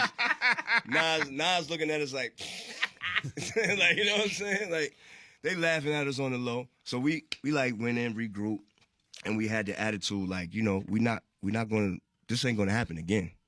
You know what I'm saying? 1,000% for sure, this is never gonna happen again. You know what I'm saying? And So did you have the well, I know that at that point, Matt started working at Loud, correct? yeah, right around that time, Matt got a job at Loud. Loud, they were just like a cubicle inside the RCA office. Right, okay. They had PMD, I think his first solo Yeah, album. the first one, yeah. They had the Alcoholics, and they had just signed Wu-Tang. You know what I'm saying? So we regrouped after that with that mentality. We was like, oh, hell no. That's when we really started going in, making our own beats. That's when I was teaching Hav, you know what I mean, during that time with Juvenile Hell and transitioning over to making this new demo. I was teaching Hav how to do the beats and shit, and he was getting nice with it. So at first it was like I would make a bass line or some drums or something, and then Hav would come add some shit to it, you know what I mean? And I'd be like, yo, let me add something, let me change something. They'd be like, oh, yeah, all right, let me add. So that's how it was at first. After a while, I started listening and looking. Hav started looking possessed, my nigga. Like, you could just see it. He was fucking possessed. He was like, you know what I'm focused. saying? And you could hear it. So I'm like, after a while, I was like, I don't even want to bother him. You know what I'm saying? Like, I didn't want to be like, yo, let me add, because he was in his groove. Like, you know what I'm saying? So I Right, was doing like, his own thing. let me just let him work. You know what I'm saying? And I'll just sit here and write the rhyme. You know what I'm saying? So it got like that. And plus, he was hogging it a little something, too. He was definitely hogging the machine. You know what I'm saying? Right. He was like, hold up, son. Hold up. You know, I'll be like, yo, come on, let me add. He was like, hold up. After a while, I'm like, all right, go ahead, man. You know what I'm saying? I'm going to go to the store, get a 40. I'll be right back. Come back, the beat is done. And then I just write around to it. But then I also seen that I seen Havoc become Havoc. I seen it. You know what I mean? I seen it in his face. I heard it in the music. I just seen the look in his face when he was sitting there making the beats. I was like, wow, he's really tapped in right now. Like, you know what I'm saying? So that's how that happened. And, you know, Maddie brought us over to Steve. He heard our demos. He was like, yo, y'all motherfuckers, I got some shit now. I got a new job over here. I'm gonna bring you up to the office, meet Steve Rifkin, boom, boom, boom. Steve, he played music for Steve. Steve was like, yo, I love it. He's like, I want to sign y'all. You know what I'm saying? But at the same time, we hanging out with Puff every day. So Puff is telling us about this new company that he wants to start called Bad Boy. And he's like, yo, I want y'all to be the first artist. I want to sign y'all to Bad Boy, da-da-da-da. Whoa. So we hanging with Puff every night, you know what I'm saying, at the clubs. He want to sign us. Steve want to sign us. So we telling them, all right, let's get some paperwork. That's why he's in the videos. I was wondering why he was in those videos in the beginning. Oh, yeah. Okay, I get it. It's all up in the video. Dance. So basically, the deal that Steve offered us basically was more money. And that's the only reason why we took the Steve. But what was the trade-off? Like, because usually with those things, more money, but less control, power, and something. Nah, it wasn't actually any trade-off. I guess there's a bit the trade-off was the trade-off was they probably got to keep their publishing. Right. That's what I'm asking. They got to keep their publishing. Maybe the trade-off was also we didn't have to do all the glossy other shit. Like, you know what I'm saying? That was one good trade-off, like, you know what I mean? But Puff had a vision. He had a vision for this company, and he wanted us to be the first artist on Bad Boy. But Steve just so happened to offer us maybe like $10,000 more than what Puff was offering. So we just went with the Steve deal. Plus, Steve was talking like, yo, listen, I'll give y'all this deal. Y'all just do what y'all want. It sound like you already got y'all game mastered. Just do what y'all do. You know what I'm saying? So we took this Loud deal, and, you know, we started working on the infamous album. You know what I'm saying? And, you know, shout out to Matty C. You know, shout out to Bones Malone, you know, Cookie Gonzalez, and, you know, Chris Blackwell, and everybody that helped us out in the beginning and got us to that point, you know what I mean, where Steve Richmond wanted to sign us. How did Q-Tip come back into the fold, working with y'all on the Infamous? So after we had, you know, was like 80% probably done, maybe 60% done maybe with the album, we was like, yo, let's call Tip. We want some beats. We want some beats from Tip. So we reached out to Tip. He came and picked us up, and he brought us to his crib on Linden, and he just played us mad records. He was like, tell me when you hear something you like. You know what I mean? So he would play us mad Patrice Rushen. He would play us all kind of shit that we.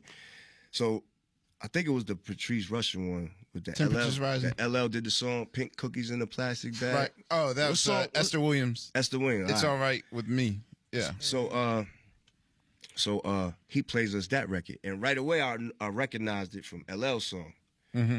But in my mind, I was like, yo, let's make a different version. Let's use that beat and make a different version. And use it the right way. You know what I'm saying? So, shots fired. Yeah, we picked a bunch of beats from him, and we did some songs, and basically we finished the album up. And when the album was done, we brought Q-Tip back in the studio to tweak up the mixes, like, you know what I'm saying? Like, because he was nice with that. Like, you know what I'm saying? Fix the sounds here and there, do little things here and there, touch the knobs and shit, you know what I'm saying? And he basically, like, took what we did and, like, made it sound good. Like, you know what I'm saying?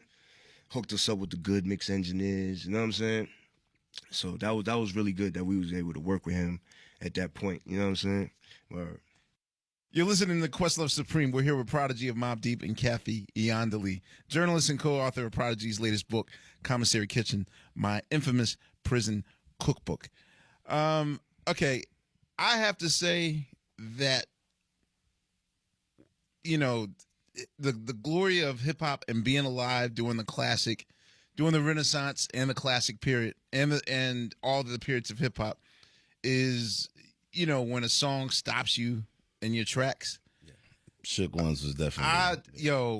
I will say, and the thing is, I don't think anyone has really properly put in context why Shook Ones is so culturally important. All right, take for someone I know sheltered, where you're going, but yeah, someone sheltered like me that like just listen to hip hop to really find out what's going out there. You know what I'm saying? Mm-hmm. Like I'm one of the dudes that the marketing people of Def Jam would have loved, because like when Onyx came out, I was like, yo, this is real hardcore. Or like when Niggas for Life came out, that was like, yo, you were NWA saying this, so. But I didn't realize that it was so over the top hardcore. It was cartoonish. Yeah, it was cartoonish. And when I heard Shook Ones, they did. I feel like if Robert De Niro and Al Pacino were making hip hop. That's what it would be. Well, because the glory in Robert De Niro and Al Pacino's work is the fact that they're so The deadpan. subtlety, yeah. Yeah, it's deadpan. You're more scared of someone that's silent and just deadpan as opposed to like someone's cartooning over the top. Then I don't take him serious. I'm like, oh, your bark's worse than your bite. You're just being a cartoon. But the fact that they were saying the shit they were saying and so deadpan about it. Yeah. And too, it was the visuals too. Like the visual, like that video. See, I didn't see the video until later. So I heard the song. It was just like, yo, how For me, they... we saw the video first. I saw the video first. And so for us, it was seeing the video, and literally probably about a month after the video came out, I remember kids in my school, my homies, had the Hennessy jerseys. Right. Straight up. But yeah, it was something. It was just something that came through in that video that was like, I mean, being in the South, even though y'all were New York guys, there was just something. I don't know. There was just a level of authenticity. That was new, but that was more New York to me than any Wu-Tang product. Any, like to me, even on New York. Where like if you listen to the very the first 20 seconds with Dog Pound's New York, I mean they're basically mocking Mobb Deep. Yo, what up, Dun? What up, Yo, what Dun? up? You know, like so. Kid. For me, that's like lightning in a bottle. You can't even capture. Like, I guess the theme of Questlove Supreme is that whenever like these monumentous hip hop moments happen, it's always an afterthought. Like, yeah, we made that shit in like 5 minutes. Like, Word. what was the process behind Shook Ones, or at that part 2? Yeah, because it was part 1 first. I had the maxi single with part 1 on it. Yeah. Like, why wasn't that push? And I don't know. It just happened the way it happened. I don't even know, man. We made part 1, and I think we might have made both of them around the same time, and then we put the part 1 out first, put the second one out. And yeah, it just happened like that. Were you shocked that at it's the reception? And you know, every time we would make songs, this is how we would test our music. We'd be outside on the block with everybody. You know what I'm saying? Queensbridge is, like I said, 96 buildings is big. It's a big project. It's a lot of people outside. Like we got a lot of friends. Like, you know what I mean? Mm-hmm. You know, Brooklyn, hanging out in Brooklyn, the Bronx, same thing. We would hang out with all our friends, and we would play our music, and we want to see how people react to it. Like, you know what I'm saying? So, you know what I'm saying? We got, you know, our peers, people like Nas spitting crazy, you know what I mean? People like Cormega was spitting crazy. Like, it was a lot of people that was dope. The whole Juice Crew thing, the symphony, like, that was like shit that was around us. So, it was like, you know, we was trying to spit that level of shit. These are the people that we got to deal with. Mm-hmm. These are people that are going to laugh with us if we make some bullshit. Like, right. You know what I mean? If we talking some bullshit. If we talking some shit that's not true. Like, you know what I'm saying? If we had to deal with people. Like, you know what I'm saying? And so that's how we would test a lot of our music. We would play it outside on the block, see how people react to it. And we would see how our friends would be like, yo, shit's fire. Yo, bring that shit back. Yo, bring that shit back. And we would walk around different blocks in the hood and just, like I said, take it to Brooklyn, take it here, take it there, see how everybody feeling it. And that's how we would know, oh, we got something. You know what I'm saying? If motherfuckers didn't react, and we'd be like, nah, we can't fuck with that. But if they reacted, we knew we had something. So we did the same thing with Shook Ones. You know, most of the songs was like that. You know what I mean? We would test it out on the block and see how people would react. And then we were like, all right, we got one, put that out. You know what I'm saying? I think another part of the formula that really made that album work is the fact that the musical backdrop was like so wasn't as hardcore. Like even for like Up North Trip. Like I remember my uncle used to always that came from a Spinners record, Spinners 8. So he used to always play the Spinners I'm Tired of Living on his 8-track. Right, so that's how I always remembered it. But now it's like, I mean, even though the subject matter of that song was more like it's kind of like a fuck my friends, like I can only trust me sort of thing. But like I always had happy memories of being in my Uncle Junie's car listening to that song. But then like y'all just took it and just made it into like, yeah, it was like a juxtaposition of like smooth, like soothing sounds, and then like the most murderous shit on top of it, like lyrically. Even like with Drink Away the Pain, a record like Drink Away the Pain, like that's like a happy ass Headhunter song. But then then y'all slow it down and like spit that shit over it. Yeah, it becomes something totally different. You know, we caught our drift. We caught a drift. We was on it, like, you know what I mean. And once we locked in, that was it. We was like, all right, we got it. Let's go. And like, you know what I'm saying? We getting the reaction that we want from people now. So what is life like now that the album is taking off? I mean, y'all got 4.5 mics in the stores. I'm one of those people that actually believe that 4.5 mics is better than a 5. Because when you, I mean, yeah, you can have a 5, but then it becomes a burden. Like I feel like for Nas, that 5 is a burden on him. Because it's like everybody's always going to say, well, in the beginning in 1994, this is when and you know, they kind of. I feel like 4.5 is like the highest accolade you can get, where you don't get that much jealousy or scrutiny from your peers or whatever. I definitely see what you mean. Did you feel some sort of way? Do you feel like, oh man, we should have got a 5 like Illmatic? Or at that time we didn't really care. Like the source was definitely, don't get me wrong, that was like the Bible, hip hop Bible, like, you know what I'm saying? Like that's how we got our break, was from the source, like Unsigned Hype. But you know, what we were making, you know, we knew the power of what we was making. Like, we felt it, we seen it, we heard it. Like, we seen how people were reacting to it. So we didn't really, once we got in that zone, it was just go time. We didn't really care, you know what I mean, too much about, oh, they gave us 4 mics, whatever. Because we still had the attitude a little bit in us. Like, you know, fuck these niggas. They don't know what they talk about. Like, you know what I mean? Okay. But it was a little bit more polished. The attitude was a little bit more polished, but it was still there. You know what I'm saying? It was still there. So we didn't really care too much about anything. Once we got our shit off and running, Shook One, Survival of the Fittest, it was like, we out of here. Fuck everybody now.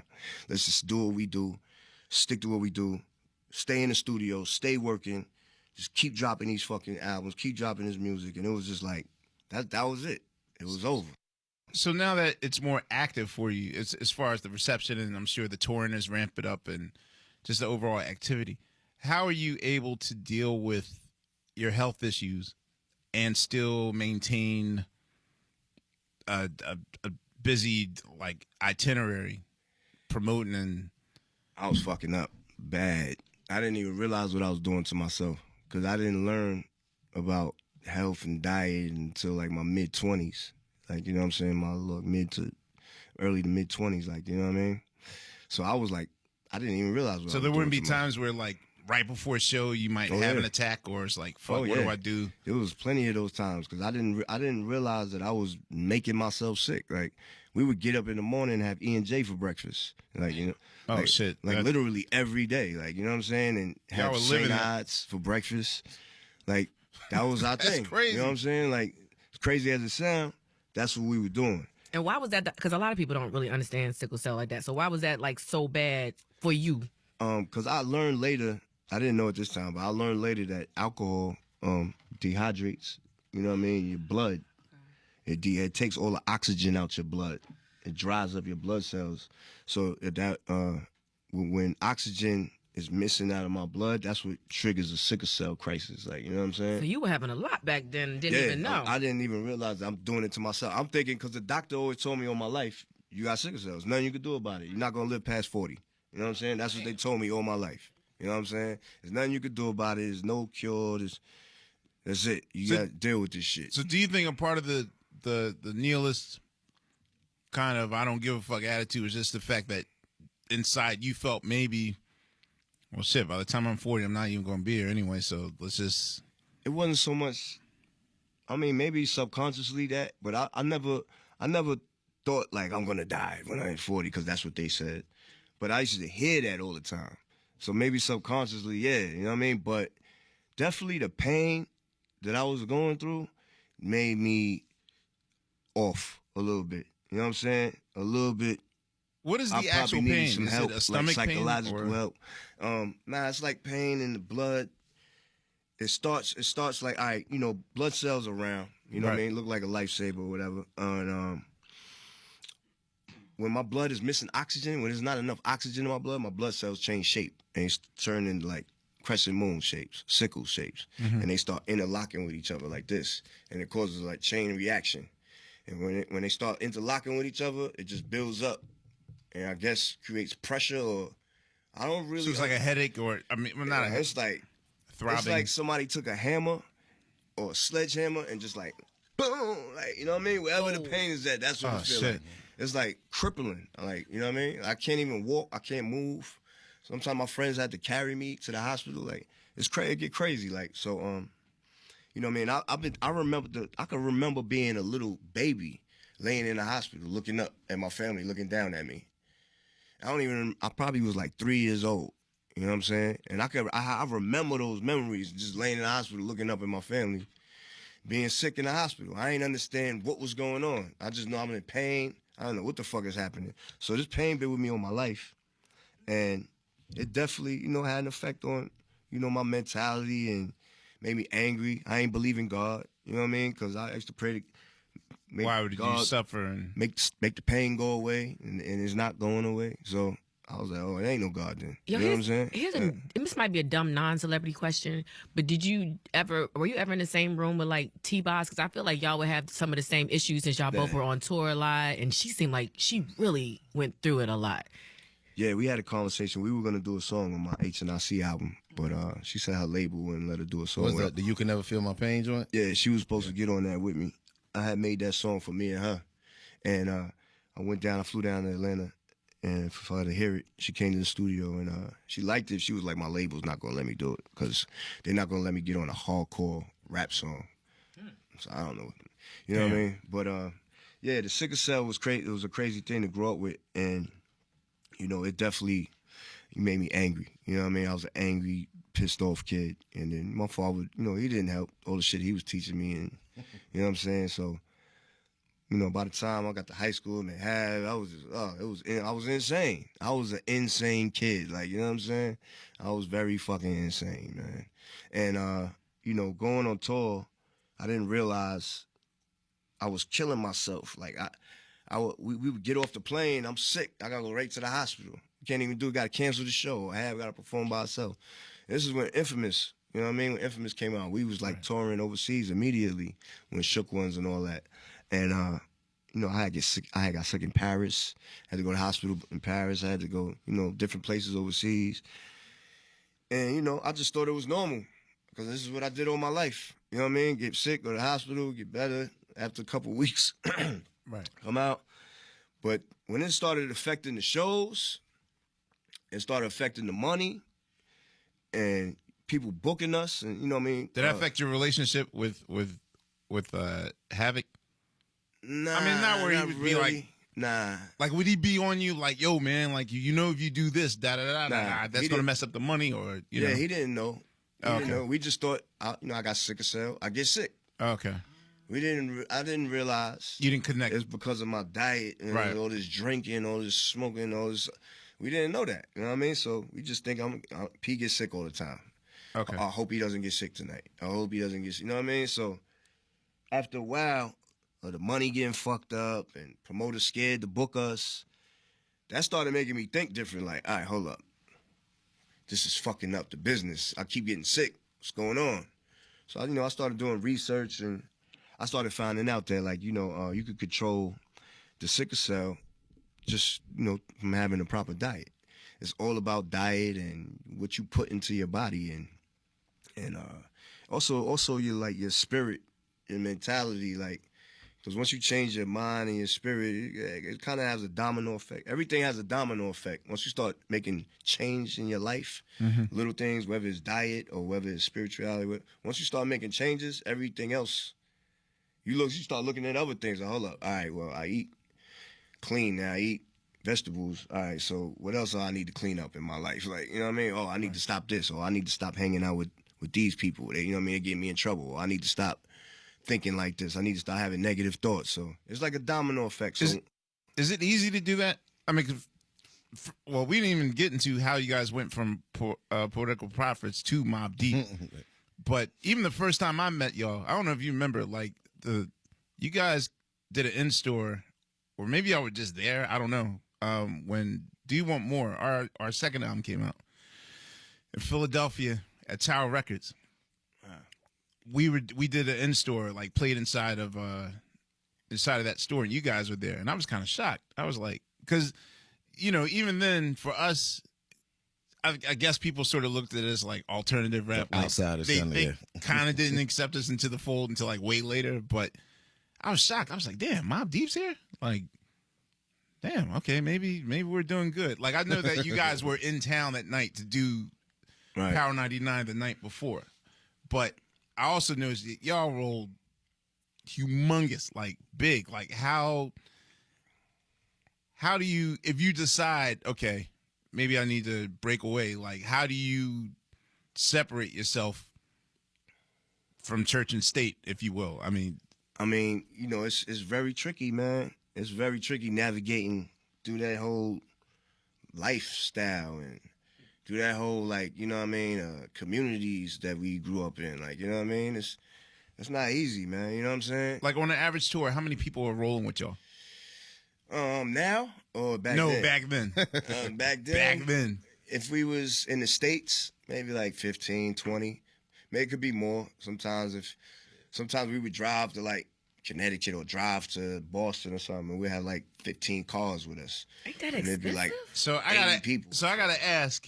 Nah, because we driving, like, you know what I mean? So it's not, it don't really Oh, cost no sleeping. nothing. Okay. So I gotta ask because 8 of us sleeping in a room, like, you know what I'm saying? so when Drop a Gem on him came out, and I first heard that on a mixtape.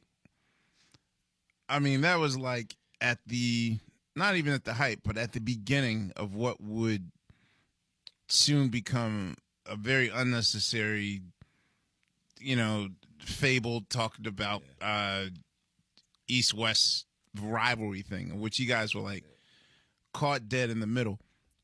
What was your reaction? Because I know, I mean, in hindsight, I know that Tupac was just basically like just calling out any and every name. I mean, even De La Soul and the Fugees got. I was like, what are they? What they done did to anybody, right? Right, exactly. So I know they were just calling out. He was just calling out any and everyone. But when you first heard Hit 'Em Up, like, what was your reaction? Your feeling? Like, did y'all ever have a relationship with Tupac before? Nah, we never met Pac. We've been in the same room a few times, but Right. we didn't have any connection. We didn't know each other, like, you know what I'm saying? Yeah, so when you know, when the Hit 'Em Up shit came out, we was like, oh shit, a word?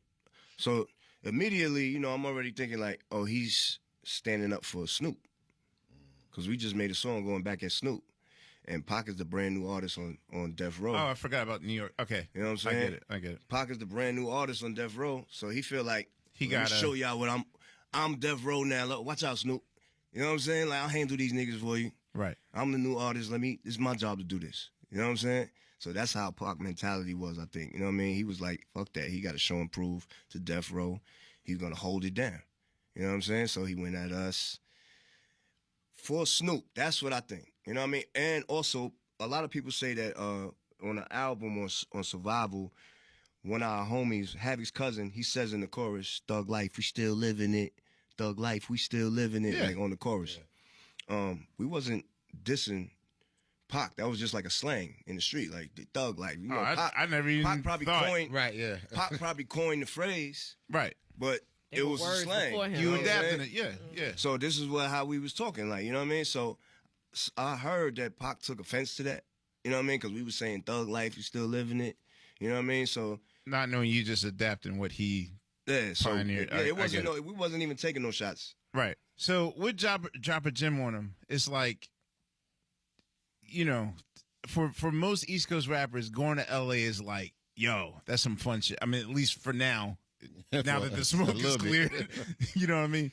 But Not back then. yeah, like how, I mean, just to be caught up in that shit, were you guys like very cautious in coming to Los Angeles for fear of like some shit might go down, or was it just like, When the LA and New York came out, and then Pac Hit 'Em Up, our song LA was #1 on LA radio.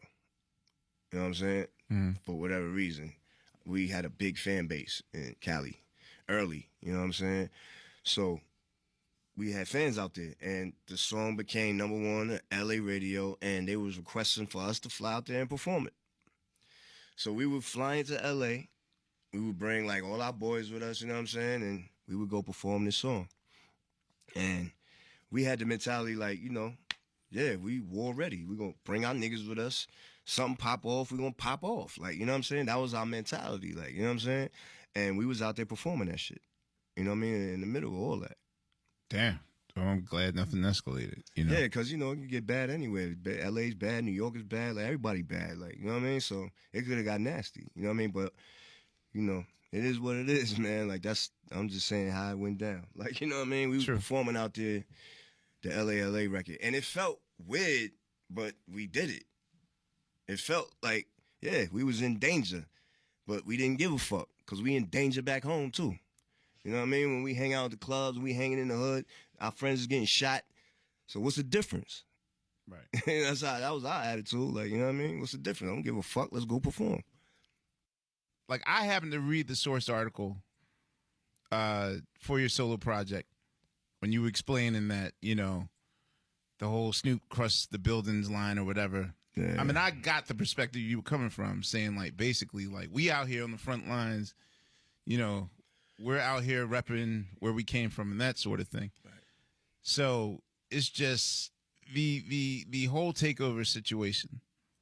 Like, in hindsight, I mean, how do you feel? Like, have you guys spoken since, or is it just like, is it water under the bridge now, or? Yeah, it's basically, you know, water under the bridge. Of course, we still got that little, you know, competition in us. Like, we still be looking at it like, yeah, and, like, you know, Jay don't really fuck with nobody. He don't do songs with nobody, like, barely. Mm-hmm. I was surprised when Jay did the joint with Fabulous. I was like, oh, shit, he did the joint with Fab, yo. Right. That's dope, you know what I'm saying? I was happy for Fab when that happened. But, you know, Jay don't do songs with nobody. So it's like... Well, I know that him and Nas sort of, you know, and people basically see Takeover as a Nas Jay-Z situation. Yeah. So let me start from the top, right? Right. I was already thinking, when I first heard Jay say that line, I was in the club in Queens. And it was all my boys, and I heard the song Money Cash Hoes was playing in the club. I was like, oh, this is dope. That beat is crazy. With the piano shit, right? Right. So I heard the line, I was like, because, you know, we like really be scrutinizing rap. Like, you know what I mean? We be like, what he just said? You know what I'm saying? Who he talk about? Like, what? You know what I mean? We be overanalyzing shit. Like, so when I heard that shit, I was like, huh? I caught that shit right away. I was like, New York been Snoop ever since Snoop came through and cried. I was like, what the fuck is he talking about? So, you know, the thought just went past my head. So I ain't think nothing of it really after that. And I was in the office one day at Loud, and Pun was there, Fat Joe was there. And I was just kicking in the office chilling, and I overheard Fat Joe said, yo, you heard that line? He was talking to somebody. Yo, you heard that line Jay said, New York been soft? I was like, word, son, I feel the same way, my nigga. I was like, yo, that's crazy you said that, son. I feel the same way, yo. He's like, word, that's kind of crazy he said that. So, you know, when doing the Source, I did the Source interview, and I was like, man, Jay-Z a bitch-ass nigga for saying that.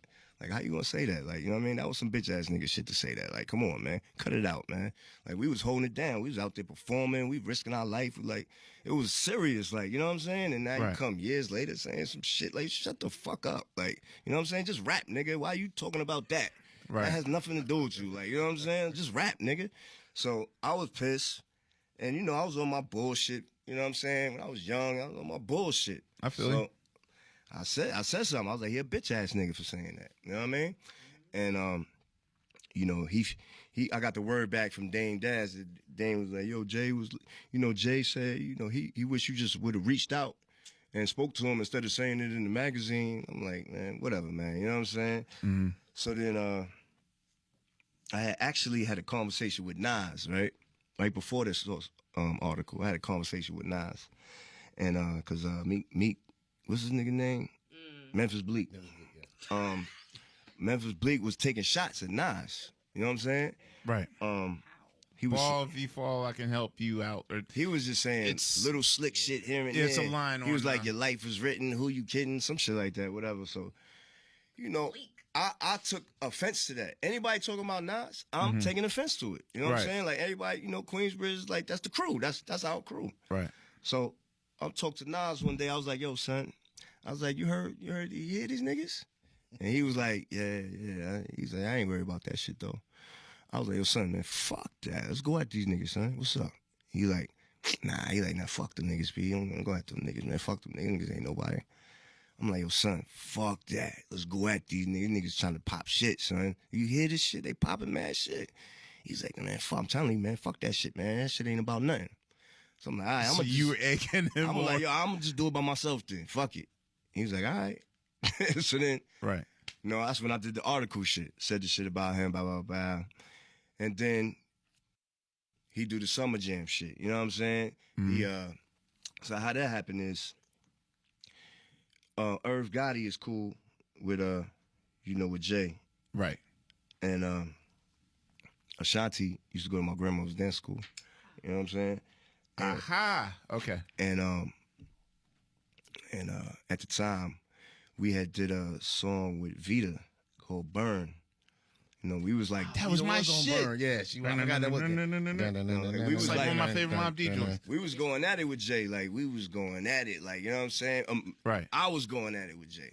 Like, little shit on mixtapes. I wasn't taking it as serious. I wasn't, like, being, like, a rapper, like, being, like, I gotta write some bars. Like, Right. I was on some writing, like, nigga, when we see you, we gonna beat you up. I'm gonna shoot you in your foot, nigga. God, don't remember that shit. Like, you know what I'm saying?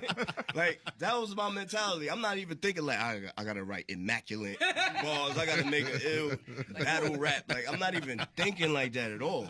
I'm just thinking like, Nigga, we gonna fuck you up. yeah, that's all that's on my mind. Like, yo, nigga, I'm just writing like, nigga, I'm angry writing. Like, I'm gonna fuck you. Let me see this nigga.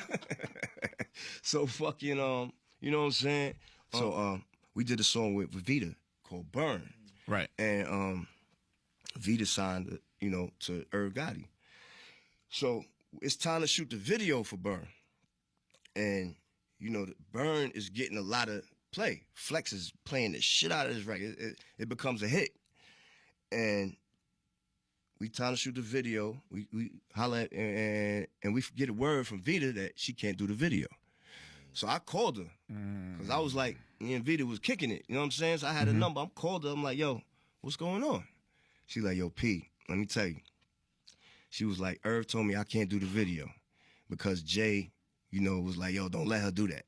I was like, word? He was like, yeah, they hating on you over there right now. This, that, and the third. She was like, I'm sorry, I can't do the video. I'm like, word? They really did that? She was like, yeah. She was like, they over there, like, you know what I'm saying? Jay, like, don't let her do it. So I'm like, all right, it's cool. I understand. You know what I'm saying? Whatever. So Vita never got in the video with us because of that. Right. So then the whole Summer Jam shit happened, and he puts this picture up, me dressed like Michael Jackson. I thought I was Michael Jackson when I was a little kid. Who didn't think Right, so? I was like, we all did. We all thought we did. So right away, I knew where it came from. Right away. Right. Put two and You two put together. two and two together. Immediately. I was like, oh, wow. He did some real ill other shit. Like, he went and got a picture. Like, Right. He lied on the picture, said it was Prodigy 1989 or some shit. Like, you know what I mean? He lied about the year. So whatever. I thought it was funny. You know what I'm saying? That, like, my nigga was in the audience at Summer Jam, my man Illa G. He called me like, yo, P, I told you that picture was going to come back to haunt you. G had seen the picture years ago and shit when we was like working on music. He was looking through the books. He's like, oh shit, look at this shit. So whatever. He's like, yo, I told you that picture would come back to haunt you. I was like, what you talking about? He said, yo, son, Jay just put your picture up at Summer Jam. I'm like, what? So now we dying laughing on the phone, right? So now I'm like, wow, that's crazy. So I'm like, all right, that's what's up. He got jokes. All right, cool. It's funny. You know what I'm saying? And that was that. And then he made, he was going at Nas and me. Mm-hmm. He was like, as Nas, you don't want it with Hov. So basically, he talking to me.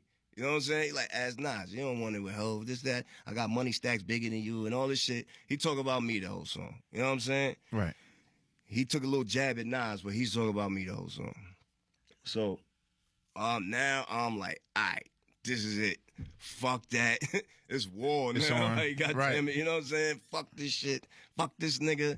Fuck everybody they down with. Da, da, da. So, I was on my shit. And Nas dropped Ether. You know what I'm saying? And I was like, whoa. took it serious. He took the Right. beef and, you know what I'm saying, making To the next song. level. Yeah, I was like, oh, I wouldn't have wrote no shit like that. I was too angry. I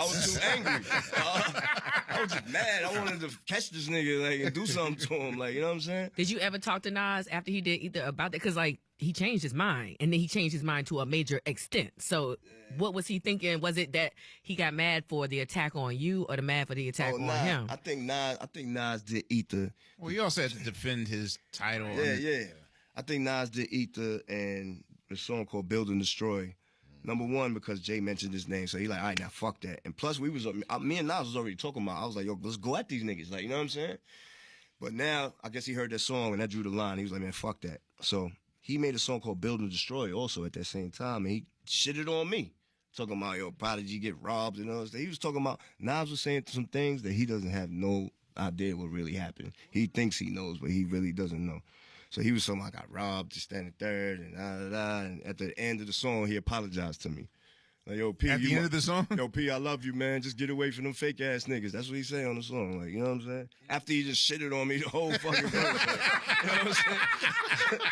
I'm like, yo, where did this come from? Oh, he ain't hit you like, yo, I got this joint Build and Destroy. I was just in the studio with him. Like, I was mad that they was rapping about Nas. I'm like, yo, fuck that. Let's go at these niggas. They rapping about you, son.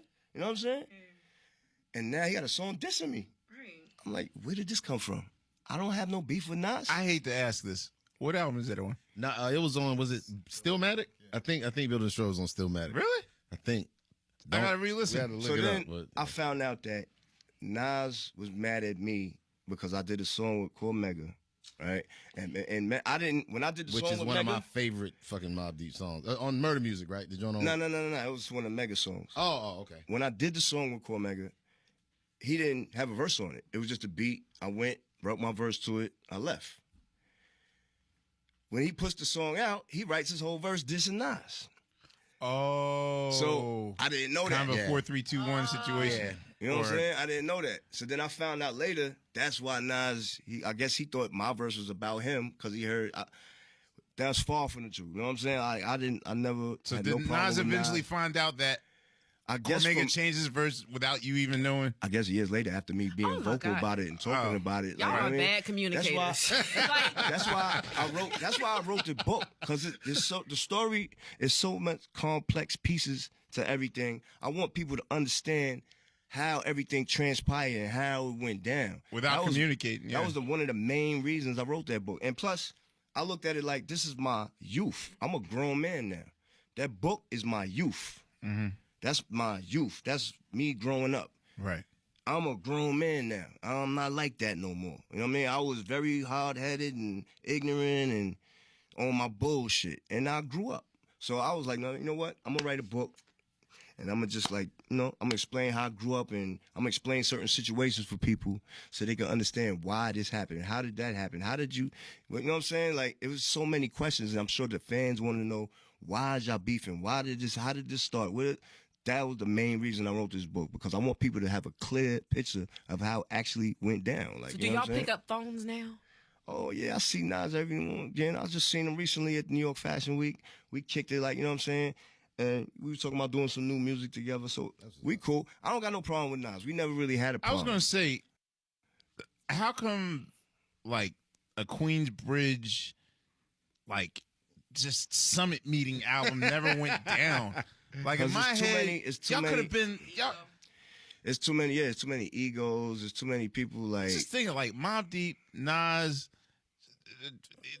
like, Nori, like, G-Rap. I mean, yeah, like 8, some of the most incredible ass MCs. Yo, one day, I was on the phone with Pharrell, and Pharrell was like, our first conversation ever. No, actually, our second conversation. We was on the phone. And he was like, yo, B, I gotta ask you something. He was like, what's wrong with y'all? Queensbridge niggas. So why don't y'all fucking stick together and just do music, my nigga? What's wrong with y'all niggas, yo? Like, I'm like, yo, son, yeah, it is what it is, my nigga. It's just hood shit. Like, that's what happens, man. Everybody don't get along. I mean, I'm sure everybody wants to be lovey-dovey and picture perfect, but it's not like that. You know what I'm saying? Like, what's the deal now with I'm thinking about other Queensbridge cats like Mega, Nature, Littles, Bars and Hooks. Like, what's the stats for all them now? They all doing their thing. You know what I mean? They doing their thing, and you know we doing our thing, and it. Just is what it is. Everybody just doing their own separate thing. Like, you know what I'm saying? Yeah. I mean, especially for me, I went through a lot of shit. You know what I mean? Just like being out there, because I'm like an outside out there. You know what I'm saying? So a lot of people treated me like that. They were like, he ain't from the hood. I always had to deal with that attitude a little bit. A lot of people might have been scared to say it, or they didn't want to say it, but I could just feel it. You know what I mean? And a lot of people did say it. So it kind of turned me off a little bit and made me really want to just do my own thing. Like, I never said I was from Queensbridge. I always said I'm from Hempstead. Like, you know what I'm saying? And a lot of different people from Queensbridge would like to have you think that I'm a fake Queen. Like, I say I'm from Queensbridge. Like, P ain't really from the hood. Like, I never said I was. You just want people to think that. Like, you know what I'm saying? Stop putting that in people's minds. Like, you know what I'm saying? So I had to deal with that attitude all the time with a lot of rappers, a lot of regular people in the hood or whatever. So it kind of turned me off and made me just like, you know what? I kind of see. I'll just do my own shit. 'Cause I got to show. It made me like I have to show you now that I don't care about none of this. I'm my own person. I'm my own entity. Y'all don't control anything I do. Y'all don't scare me. I don't give a fuck if it's from Brooklyn, the Bronx, Queensbridge, Jamaica, Queens, LA. I don't give a fuck where you from. This is my life. Everybody live their life, and I don't live my life in fear. You know what I'm saying? So it made me back up off everybody. It made me back up over everybody and just want to do my own thing, man. That's why I started doing, you know, my own shit, man, because I started dealing with a lot of that, you know, just weird shit. People like, he not from out here. You know what I'm saying? Don't you think it's ironic that, like, amongst that, all those MCs who look at you like that in that way, it's like now they're raising children and they're bringing them up in a way that you were brought up in your childhood, like culturally and all this stuff. And I even thought that now with looking at the video, you doing ballet, I'm like, that. Now that we have the context of where that come from, it adds to the dopeness of who you are. Right. And now I look at even a Blue Ivy and I'm like, that's her. That's She's her, yeah. growing up in that environment. Right. So do you see that now as clearly? And I just think that, you know, it's not everybody. Everybody's not a bad person. Like, everybody didn't have that attitude. It was only certain particular people.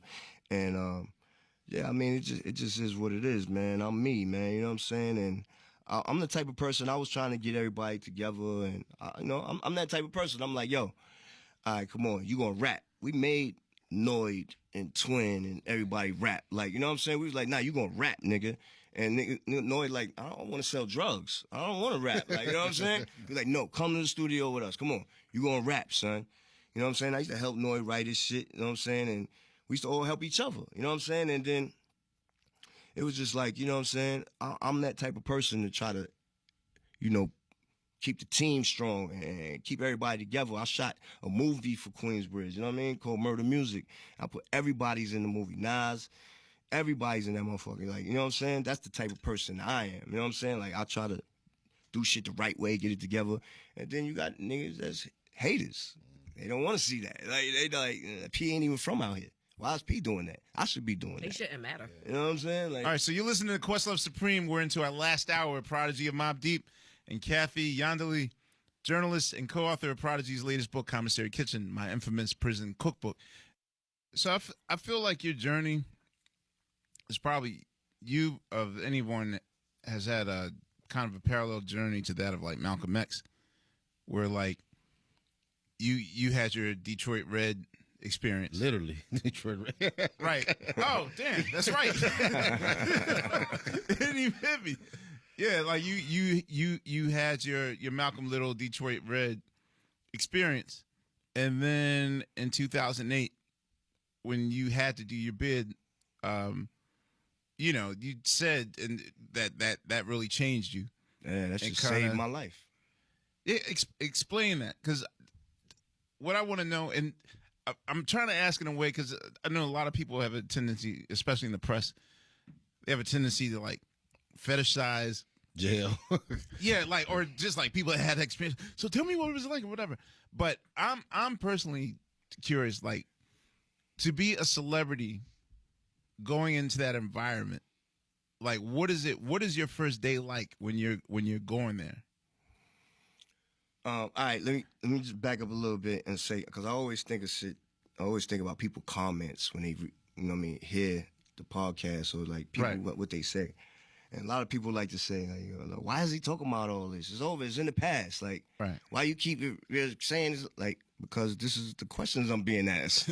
So I have to answer these questions. You can preface it. All right. You know what I'm saying? No, I just want to make that clear real quick for the listeners to shut all that comment shit down. Like, I'm being asked questions. That's why I'm talking about this. Like, you know what I'm saying?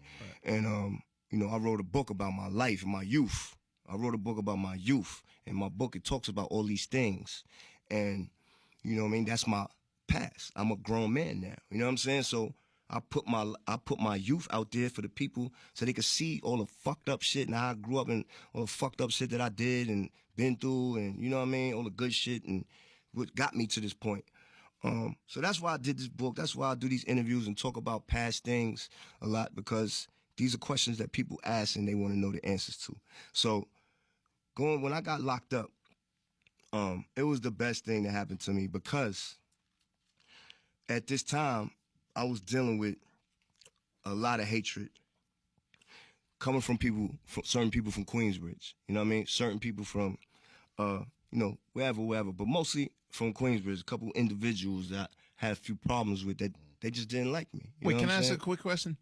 So after the infamous, are you still living in the Queensbridge area, or did you we probably moved like around right after Infamous came out? You know what I mean? I was living with Hav in Queensbridge for like 2 years when we was working on the Infamous. You know what I'm saying? Right. We would stay at his crib, or we would take the equipment back to Long Island, Hempstead, change the scenery for a little while. Then we'd go back to Queensbridge, like, you know what I'm saying? So after the Infamous drop, when we was doing the tours and shit, we kind of like, but we would still go back all the time because that's why our peoples was on the block.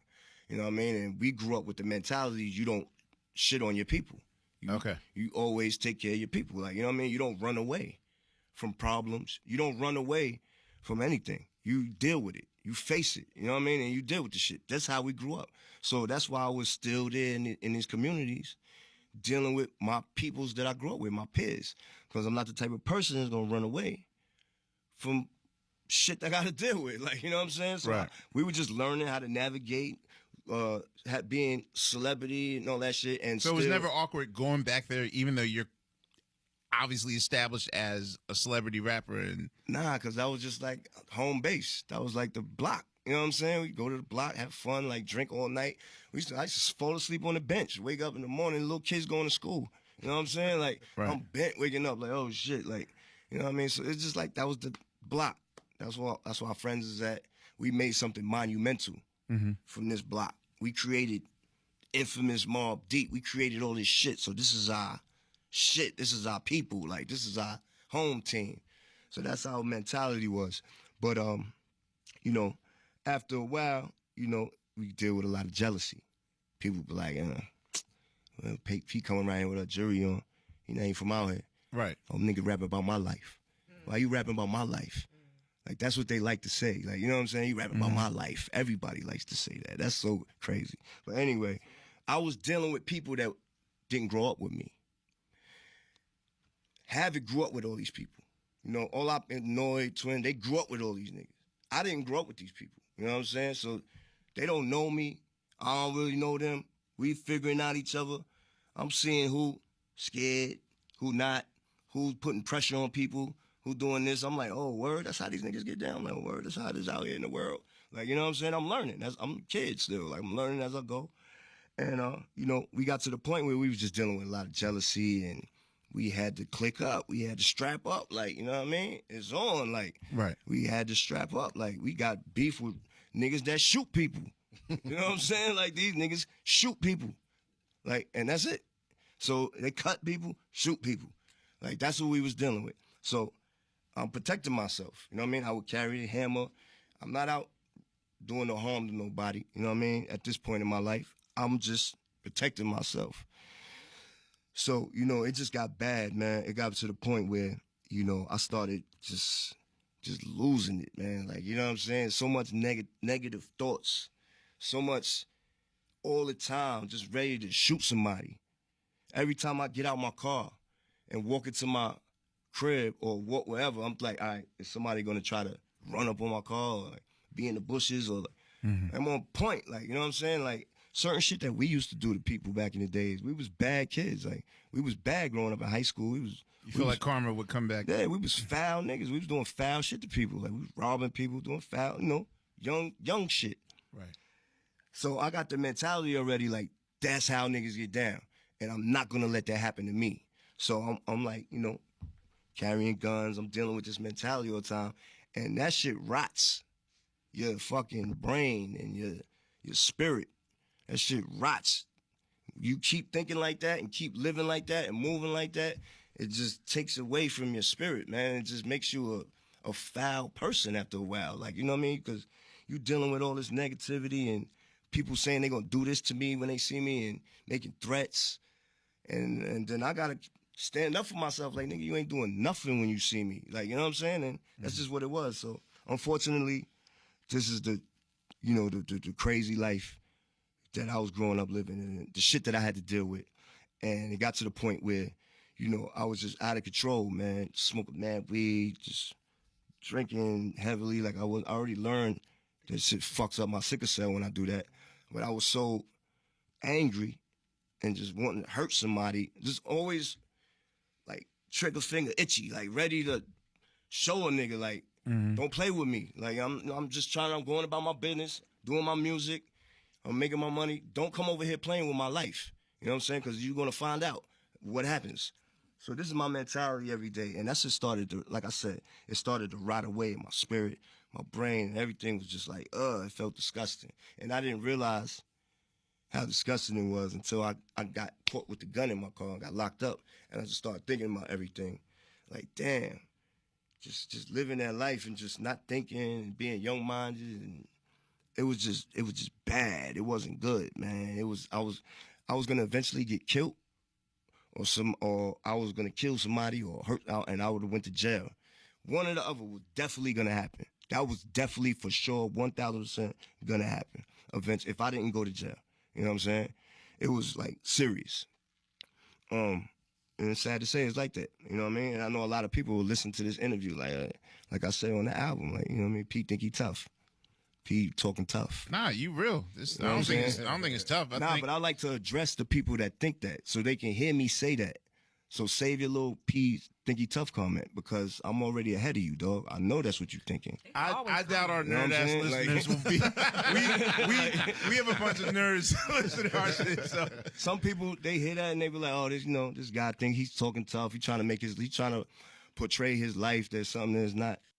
I'm just being honest with you. This is what it was. I really thank you for this because the thing is that hip hop really doesn't allow for its figures to come in a kind of a three-dimensional flesh and blood tone. Like, this is the first time I'm really hearing your story. Like, I've known of you for 20 plus years as an artist, and I've read lots of articles, but, I've never, ever known about your life or your experiences. Like, this is the first time I'm really, really, really hearing you as a human being, even speaking complete sentences. So no. I mean, I think the contrary. I think if anything, it's more you really showing a human side to your life journey and your experiences. Yeah, I was going down a bad road, man, because it was just like shit was escalating. The drama was escalating. The threats, people were making threats to us, right, was escalating. Like, it was getting really crazy. And especially we had the G Unit deal and the money got even bigger. A lot of people was like, oh, these niggas is stupid. Why they signed to 50? Now they looking at us like we stupid. They don't even understand that we got a relationship with 50. Like, you know what I'm saying? 50 from Southside, just like my family. Like, you know what I'm saying? Like, we got friends in common. You know what I mean? That, right. Like, me and 50 got friends in common. Like, you know what I'm saying? And it was just meant to be. You know what I'm saying? He got in a position where he was able to put you on, reach back and to some of his favorite artists or whatever, and he was like, Mobb Deep, come on, you coming with me. You know what I'm saying? Come on. And we was like, hold up. You know what I'm saying? Like, well, what we gonna get out of this? You know what I mean? And he was like, you're gonna get this, you're gonna get this, you're gonna get this. We was like, where do we sign up? You know what I'm saying? Like, we was like, where do we sign up? It's a Queens thing. I was one of the people, it's funny, I was one of the people like years ago, that I wrote a review. It wasn't even a review. I was just on our little website and I was talking about the album. I know. And I for know. me, it was I know disappointing. exactly You know what where we you going. said. Which one? It was I was on the lawn. It was like just the Justice League side. Right. But then the lawn. But then it went to OK Player. Okay. Nah, And then fly shit, You though. were That over the lawn? no, I was just, dude, I'm on my message, but we just talking, whatever. I'm like, man, ain't nobody gonna read this shit. It's like 30 people here, whatever. Then the shit goes OK Player. Then, like, 2-3 days later, it's XXL. Fonte, this is Mobb Deep. I was like, what the fuck? Are you serious? So then, like, a couple years later, I guess it was right before you went in. And, like, he wrote a blog. He was like, you know what I'm saying? He was like dissing me back. I was like, okay, well, that's fuck it. I never knew y'all had. Yeah, he didn't just know what's going right. on. So then, like, That's like 4 guests in a row. right. I had like so much. So it mean Solange, dude, it was Twitter. It goes so crazy. don't get in the elevator with her. So, and me and you, this is our first time, like, really talking. Like, we've met, like, once. I met you once at Al's crib, like, years ago. But we was, this is the first time we really talked. And so afterwards, the joint came out, and then you did the blog, and then you went on your bid. Nice. So then Al was on tour with us for a minute. We was touring. It was LB, Lil Brother, and Evidence was with us, and he brought Al with him. And so me and Al on the bus, like, we just chopping it up about everything. We just talking whatever. And he asked me, like, he's like, yo, the album, like, yo, why you go? I was like, dog, it wasn't that. I said, first off, I did, listen back to it, like, at that point. I said it was better, much like Phrenology. I think it aged better than it did. If I could critique the album myself, you know what I'm saying? When I read what you had said, it made me think. That shit hit me. I was like, he said, we got rich and stopped trying. Damn, Fonte.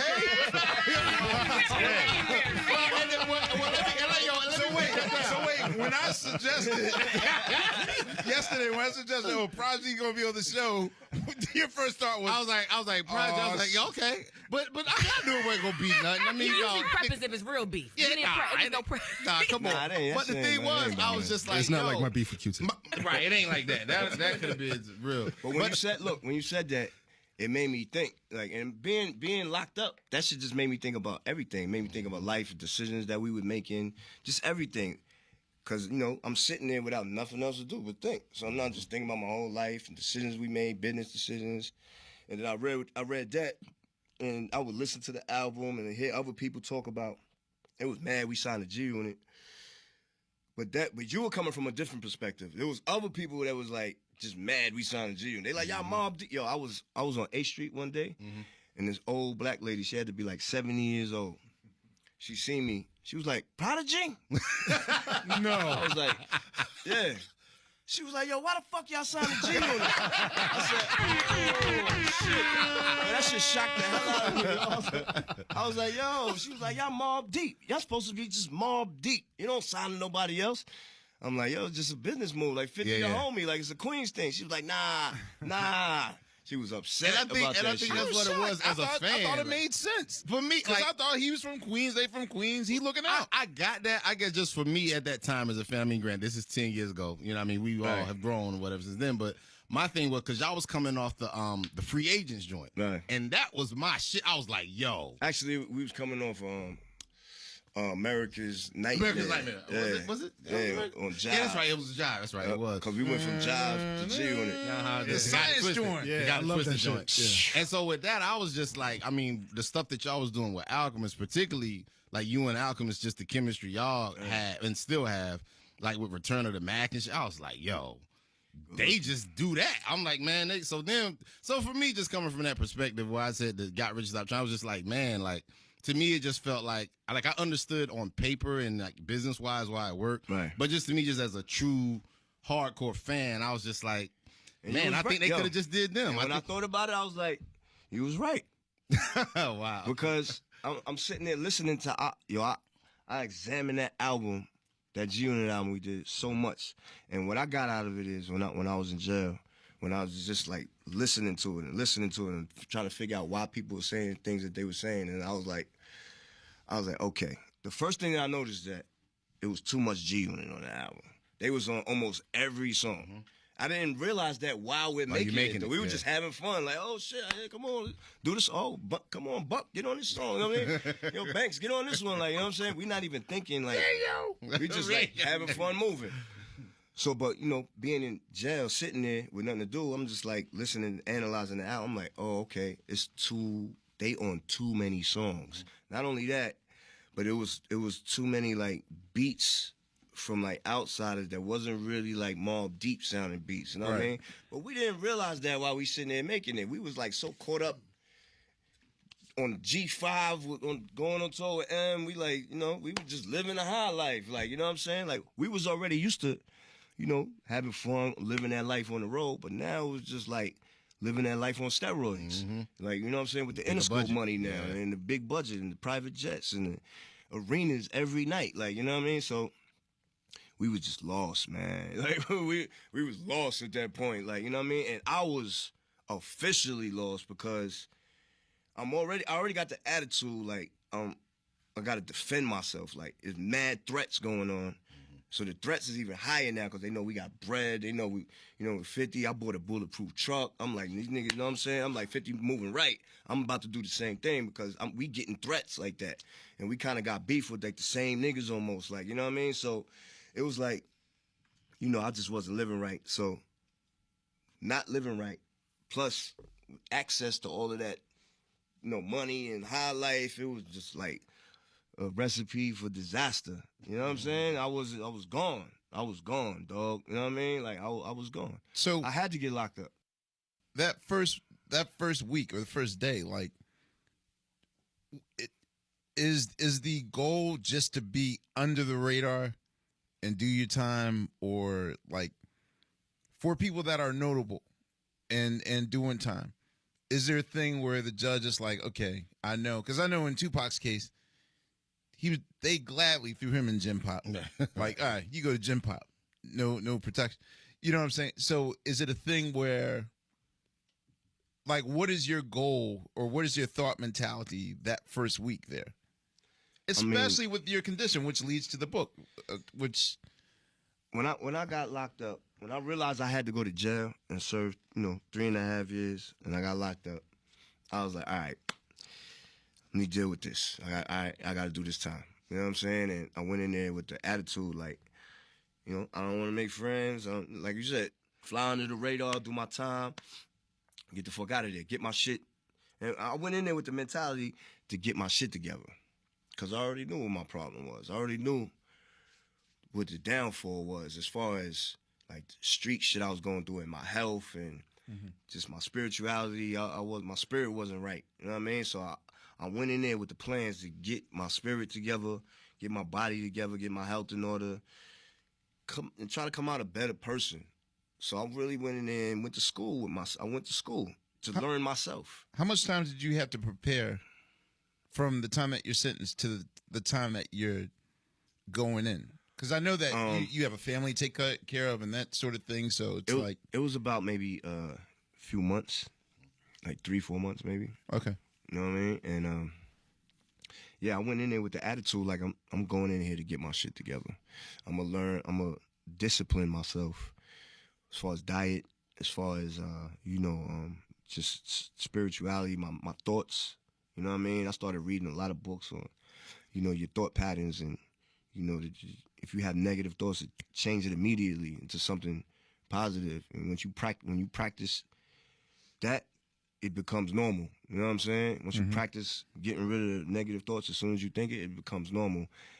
And just, you know, everything, man, just getting better with myself and just trying to become a better person. And like I said, I was listening to the albums and seeing what we did wrong, what we was doing right. I was just analyzing everything, like, and it took me some time to adjust because I was writing blogs and, you know what I mean, still popping shit and talking crazy shit. But then after a while, I started being like, oh, okay, I'm going about this all wrong. You know what I'm saying? I gotta be more, you know, I gotta be more humbling, like, you know what I'm saying, and humble myself and calm down. And you know what I'm saying? I was sitting in the day room one day with one of my young homies in there. His name's Fresh, and we watching BET, and somebody's video came on. And I was, man, that shit is garbage. You like this shit?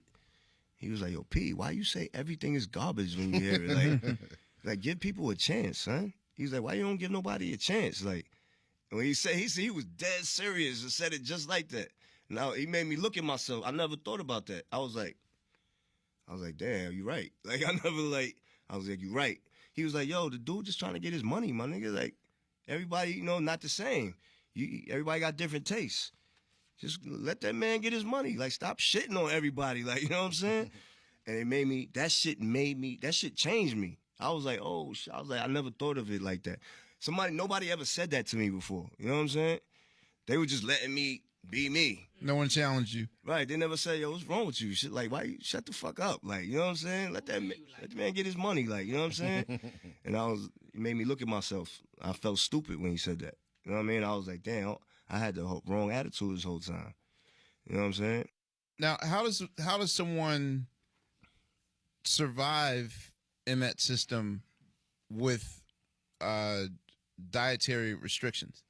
Like, is it possible to be a vegan in jail or a vegetarian? And does the private prison complex even allow for those types of foods for you to even have access to that? Well, or do they care? Every prison is different. Okay. Every prison allows different things, and every prison, won't allow certain things in. So every prison is different. One will let, a whole chicken in. The other, they won't let you let it in. You know what I mean? It's just so. Oh, it depends on what juice you have, and yeah, like the packaging, the way it's packaged, the way it's sealed, the color on the packaging. Like every jail is different. It's real specific. You know what I mean? For each individual jail. Some jails you can have CDs. Other jails you can't have CDs. You can only have cassettes. Some jails, you know what I mean? Cassettes? Yeah, they still got 2009? cassettes. Yeah, they still got cassettes. In certain jails, you can only have cassettes because they. What CD is a facilities? weapon. What CDs, facilities you was can break this? a CD. Yeah. I was in Mid-State. Okay. I was in Mid-State. How far is that from? It's like 4 4 hours from here. Okay. Driving up. You know what I mean? And yeah, so every prison is different. The food that they serve. You know what I'm saying? And what they allow in the package from your family is all different. So they have a special diet in prison for like kosher diet or halal diet. You know what I mean? You got to prove that that's your religion, and you got to have a special diet. Sugar too. Because one of my prisoner friends asked me, "Were you going to do a book for the folks? For the non-sugar?" Yeah, I mean, I don't really know too much about that, but Side note, for the very few people in this room that know my day manager Zara, she loves the shit out this book. Oh, word? Because her diet is that fucked up. Oh, wow. shout out to She's Zara. like, she's like, ramen noodles. I like this.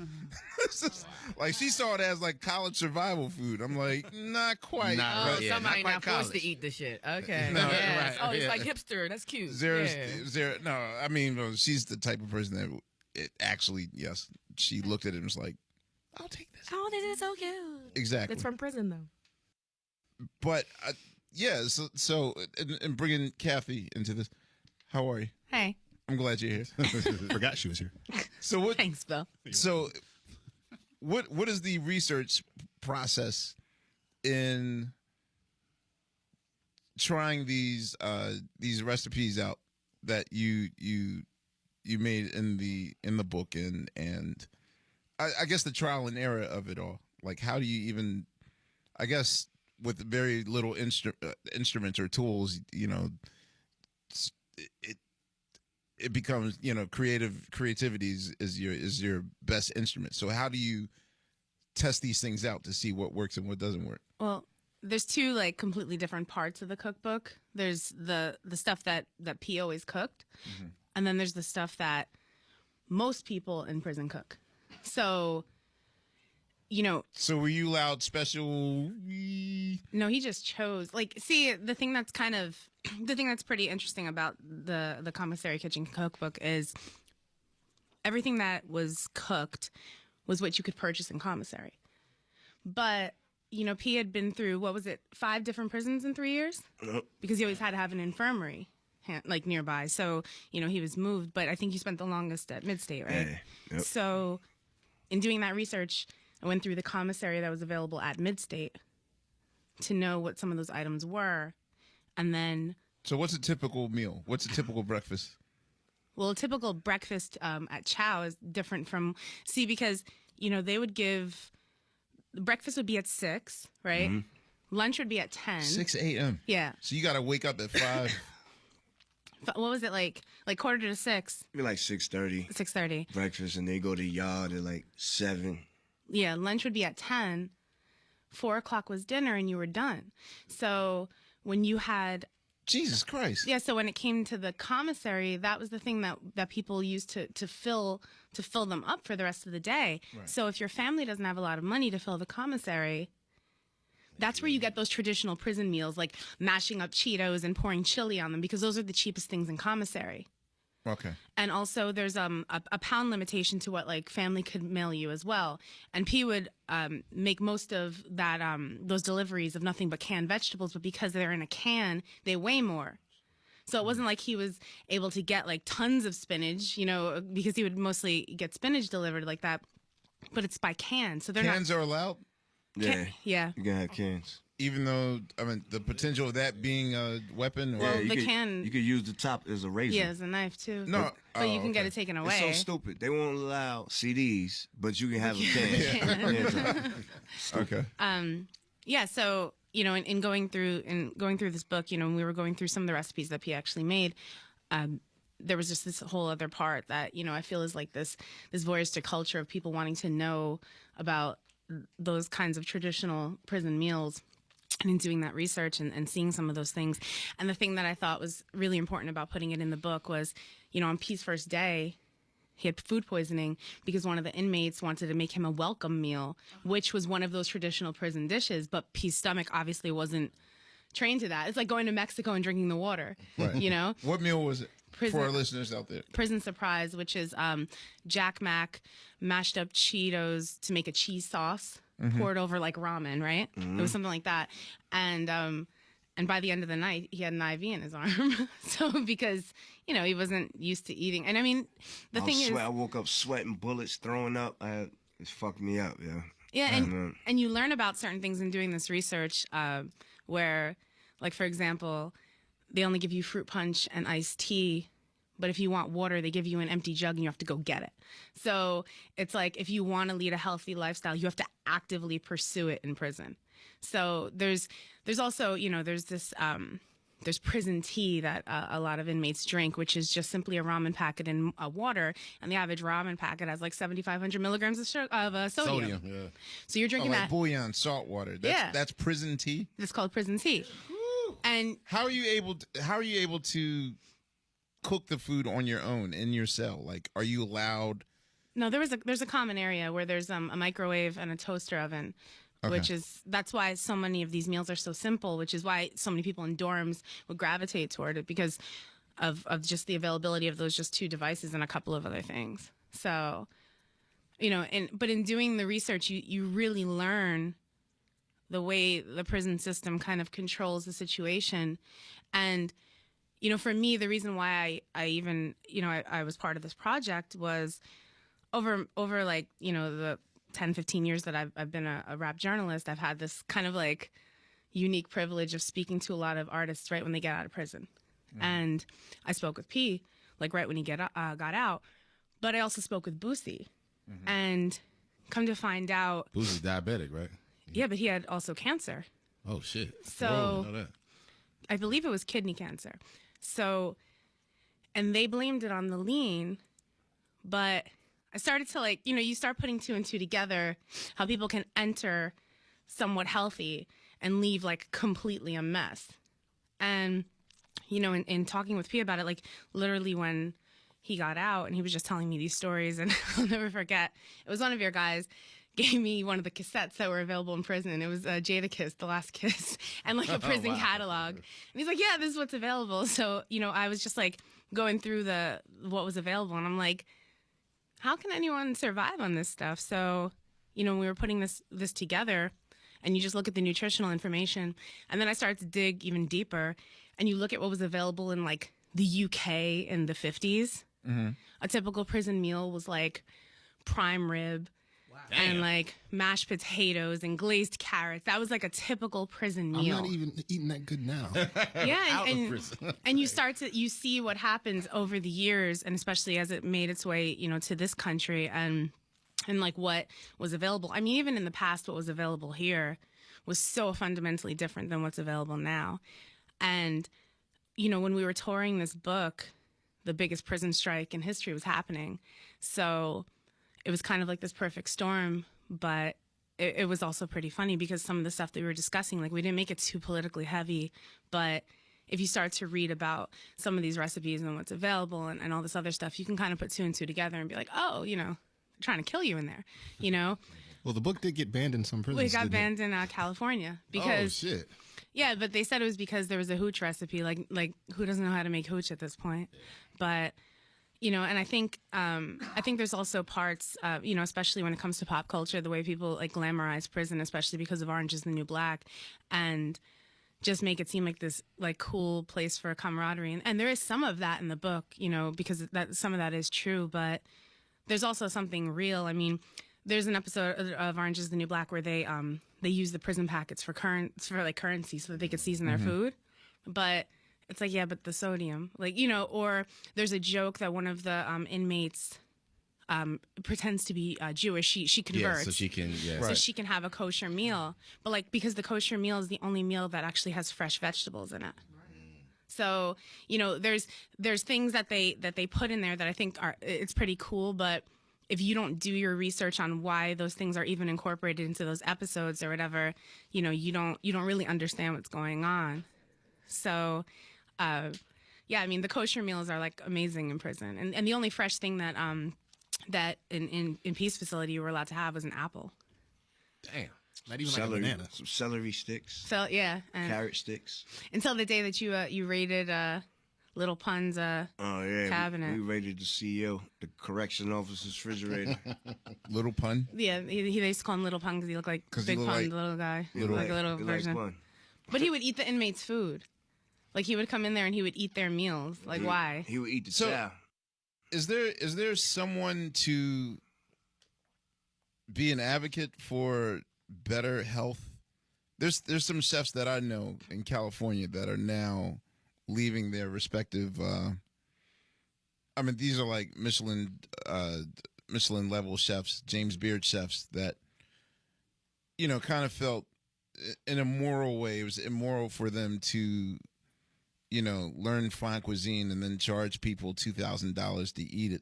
And so they're going the opposite. They're going to the hoods. They're going in like South Central, opening up healthy versions of fast food spots. Mm-hmm. And even Magic Johnson said the reason why he, opened up on Fridays was because, that's one of the few places where you can get a garden salad or that sort of thing.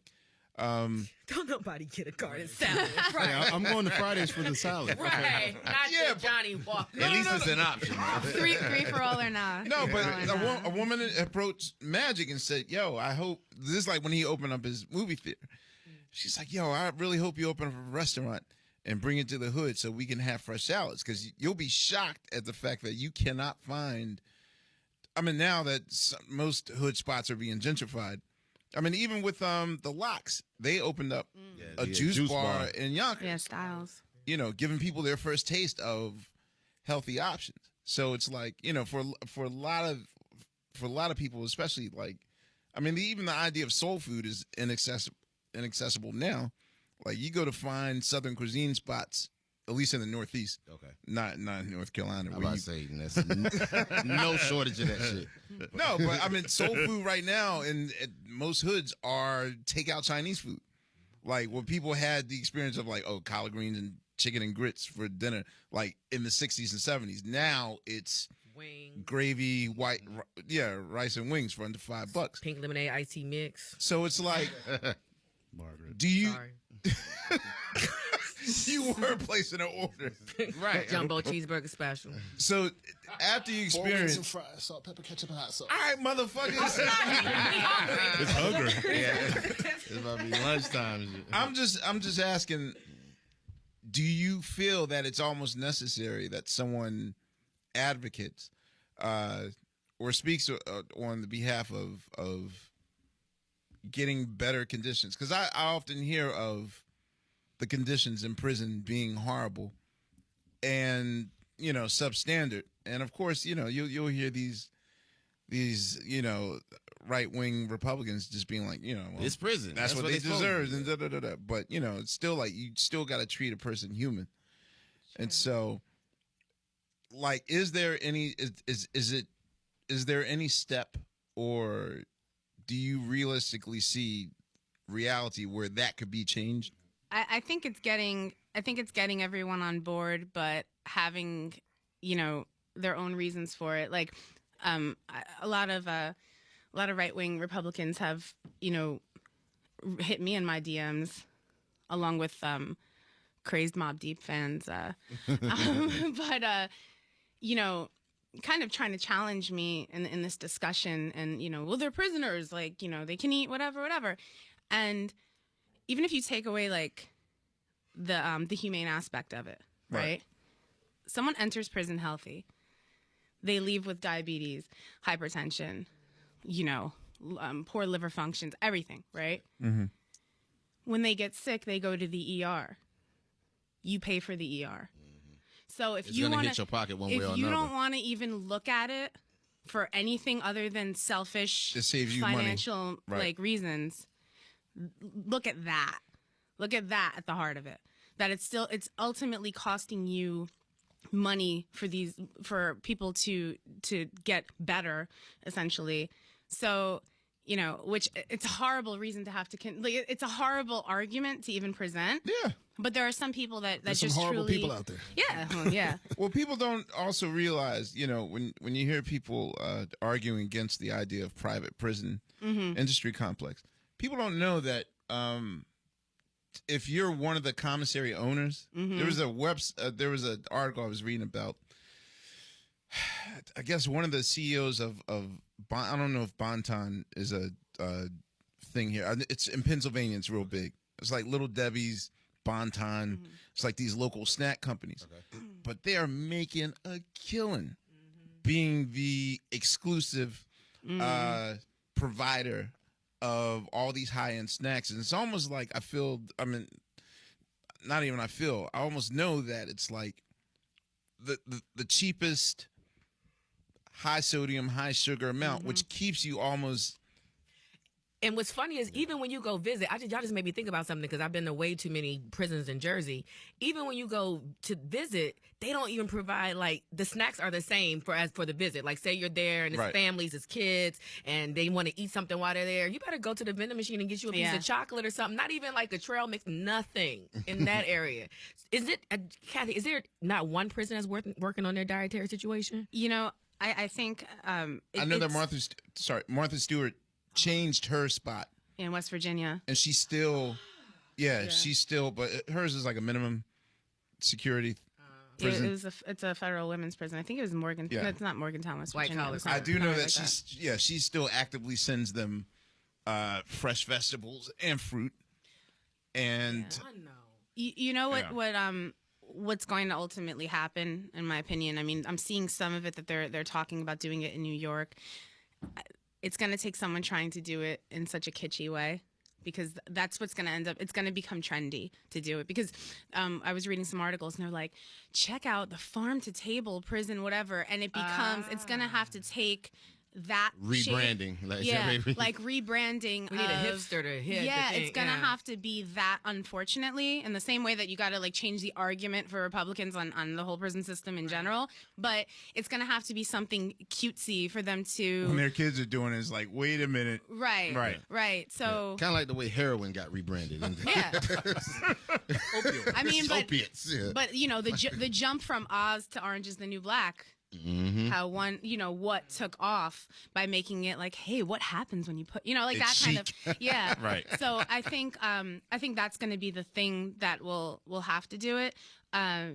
It's not similar, but when people started to advocate for better snacks in offices and schools and all these other things, where those things had to change, but it had to be a slow build. It's a harder argument in prison.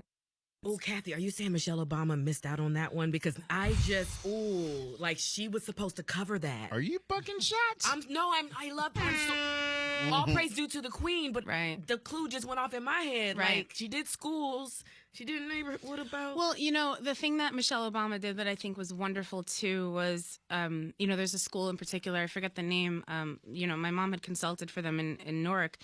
They had a garden at the top on the roof, and the kids would grow the vegetables. They would pull down the vegetables and they would cook with the vegetables for their lunches. So she did some amazing things, but that kind of stuff doesn't translate into prison. I think the initiative that she did was making nutrition fun, because that was the problem. Kids weren't having fun with nutrition. Your Brussels sprouts are gross, like, dip them in chocolate, like whatever, like that. You're making you're making nutrition fun, but convincing inmates whose families are maybe putting $5 into their commissary, and they finish eating at 4 p.m. and they're starving by 8 o'clock, and they're hanging out in the common area, and all they have is like enough in their commissary for ramen noodles. Convince them that nutrition is fun, because what happens is it's not the commissary necessarily that's the problem. It's the quality of the food that they're eating in chow too. I mean, the sodium levels of some of those things, but also it's expired food sometimes. They'll leave cans for however long. I mean, there's rat poisoning in certain prisons, and some of the food they found glass, pubic hair. I mean, these are things, like, these are real issues that just the quality of the food alone, and what'll end up happening is a lot of the inmates just don't want to eat the food. Who's going to want to eat that? So it becomes a matter of, all right, well, I'll just eat some chips. There's a lot of artists that I've spoken to who, when they got out of prison, and even before meeting P and hearing that story, I would say, what did you eat? And I got, most of the time, just some chips, like living off like Fritos, snacks and shit, yeah. And then I remember, I forget the artist. Was it Thurston Howell III who did the prison cooking shows? And he would do this like show where he would mash up all like the food, and he would like make these prison dishes. And I was just so fascinated. I'm just like, yeah, I get it. Because if someone said to you, okay, every day, all you can eat is a bag of Cheetos, a bag of Doritos, one of those packets of chili, and a pack of ramen noodles. Of course, by week 3, you're gonna find a way to remix that shit. Yeah. You're trying to deep fry your ramen noodles in the toaster, and you're trying to make a burger out of the chili patty. Like, you're gonna try to get creative. So, and that chapter that we put in the book, I remember talking to P about it, and he's like, some of the things we were going over, and he's like, oh, fucking disgusting. Because P was one, like, he just made a concerted effort to not touch any of that stuff, because for him it was like it's life, he can't eat that stuff. Right. So I mean, I remember when there was like a lot of the guys would go and they would cook together, and I remember asking P like, what was the main thing, and he's like, no, I would just have spinach. Like, if I didn't want to cook, I would just keep eating canned spinach, but you don't even have to wash that off. It's like packed with sodium. So there's like really no way out if you don't sit and think about it, which is why we put this book together, because it's like, listen, I get it. Maybe your commissary is lower than the next guy, but there's ways around what you're choosing to buy and how you're choosing to prepare it, Can I ask, what was the first thing you ate when you got out? I went to this Korean barbecue spot called Woo-Leo. Okay. Downtown in Soho. Korean barbecue. It was really good, That's the man. shit. I thought about it the whole bid. That's the shit. Every time I sat down to eat chow, I was like, yo, man, if I was home right now, I'll be eating Korean barbecue. Everybody was like, what the fuck is that? I'm like, yo, That's trust the me. ultimate. You make it yourself. I was like, yo, trust me. So as soon as I got out, we drove straight to the restaurant. I couldn't wait to eat some more of that good food. What's your diet and stuff like on the day-to-day now? I just try to, my favorite thing to eat is I try to like grilled chicken, like Kathy said, a lot of green vegetables, a lot of water, brown rice. I try to just eliminate fried foods and red meats. It takes time to get to that point, a lot of time and discipline. Some people don't like water. It took me about a year or 2 to really get used to, like, I could just guzzle water, and I love how it tastes. Before that, I was always craving for a juice or, a soda. It takes time to develop and discipline your body and your mind and your taste buds to, to do the right thing. So, after a while, even before I went to jail, I was already learning that stuff in my 20s, like, you know what I'm saying? And, just being locked up, it made me like, all right, I want to see what happens if I'm on some military discipline shit. I want to see what happens, how my body is going to react, how my mind, how things are going to be different if I like on some military discipline, straight water every day, green vegetable. I wanted to see the outcome of that. So I did it, you know what I mean? And because of doing that, I was able to work out. Like, doctors told me all my life I can't work out. I can't do any physical contact or strenuous exercise because it triggers your sickle cell. And it's true, like certain things I do, like if I'm running around too much, my heart rate start going too fast, I get too hyped, my adrenaline start pumping, it trigger my sickle cell. It can trigger my sickle cell. So, once I cleaned out, changed my diet and was very, very, very strict with it and with the water, very strict with the vegetables and everything, I noticed that I wasn't getting sick. I didn't feel sick at all. I was able to work out, not feel sick. Like, you know what I mean? I was just able to get strong, and it felt great. It felt great. I was like, wow, this is ill. Like, you know what I'm saying? Because I was already doing it in the streets. Like I said, I learned how to do that in my 20s. I kind of fell off.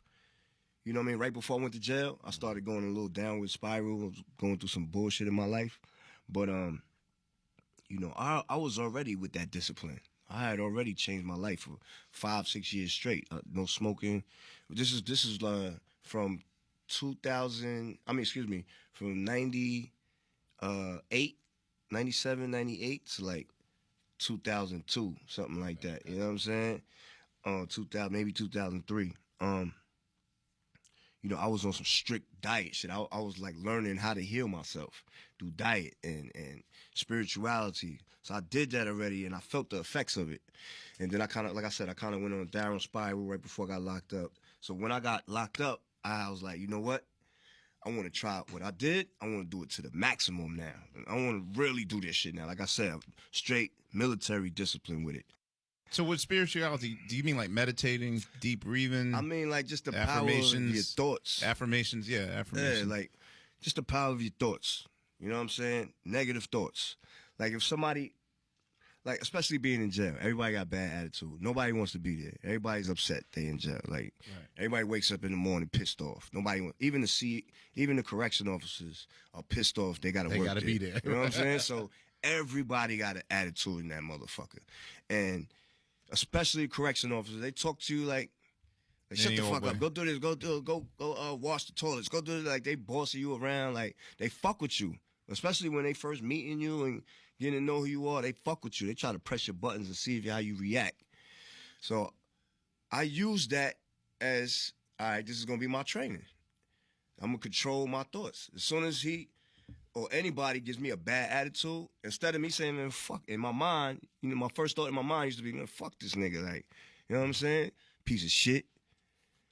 But then now I started practicing. As soon as that thought pops in my head, change it. Be like, you know what? I'll pray for him. You know what I'm saying? Hopefully he'll get his thing together. You know what I mean? He don't know what he's doing. Like, you know what I'm saying? He just angry. He got to work here. So I'll pray for this person. And I'll change my thought to that. So I started practicing that in there. And that was like the perfect place to practice that. You know what I'm saying? Because you're dealing with all this tension and foul shit every day.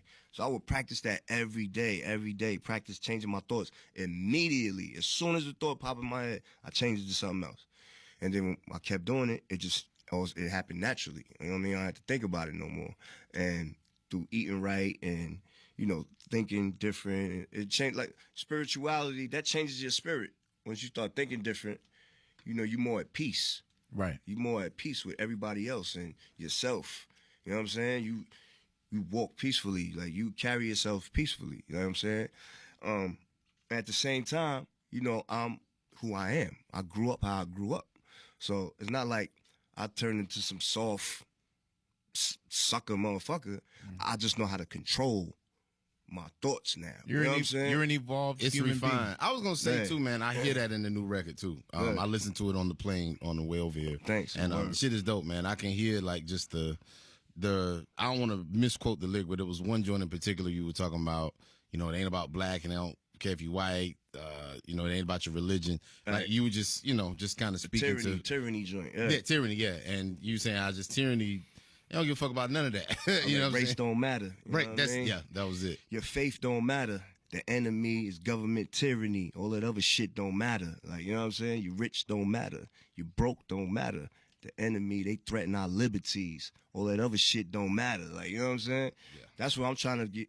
Because they try to, like, divert our attention with, like, a lot of racial issues. Now, don't get me wrong. There's a lot of racial issues with this country, like, for a long time. But they magnify that shit on the news, and they magnify it so much to the point where we think it's more than what it really is. You know what I'm saying? Like, and if people only knew, we all have a common enemy that's really trying to destroy our spirit and our soul and control our life. We actually have a common enemy. It's like, you know what I'm saying? That's what I was trying to get across, the point I was trying to get across on that song. So, yeah, you know, I would practice that in jail, and it changed me, man. That shit felt great. I was like, oh, shit, this is ill.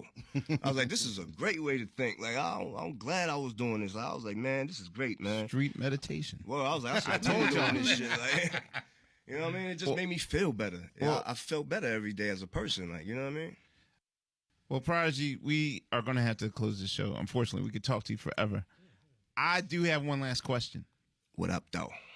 Are we going to get one more reunion album out of you and Havoc?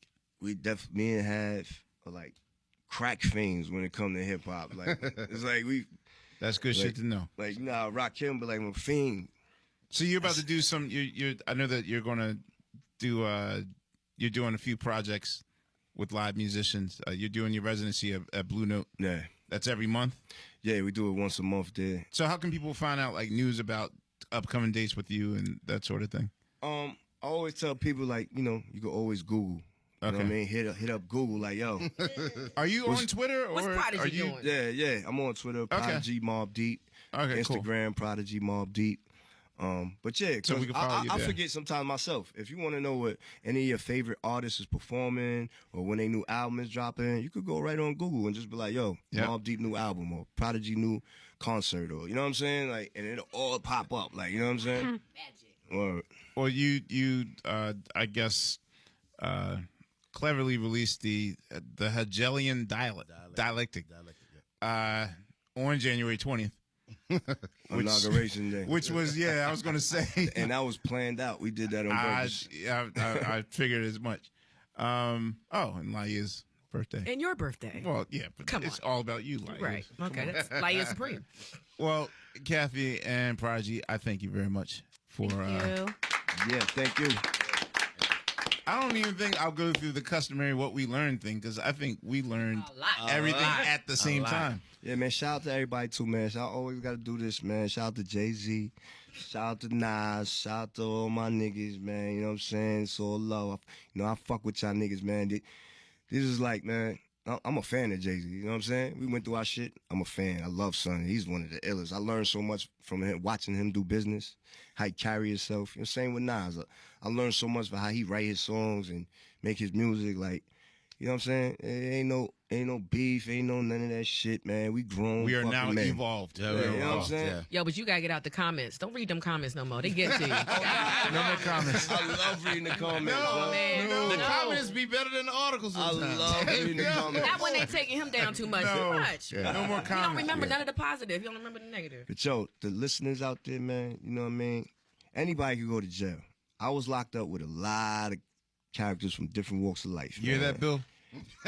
Anybody could get locked You up. on Sesame Street, but you too can go to jail, Bill. I was in there with judges, DAs, detectives. My prisoner friend just said that the other day. He in there with engineers, farmers. I was in there with billionaires. Like, Engineers? Anybody could get locked up. Mistakes happen. You know what I mean? You could make a mistake, a fatal mistake, and end up going to jail.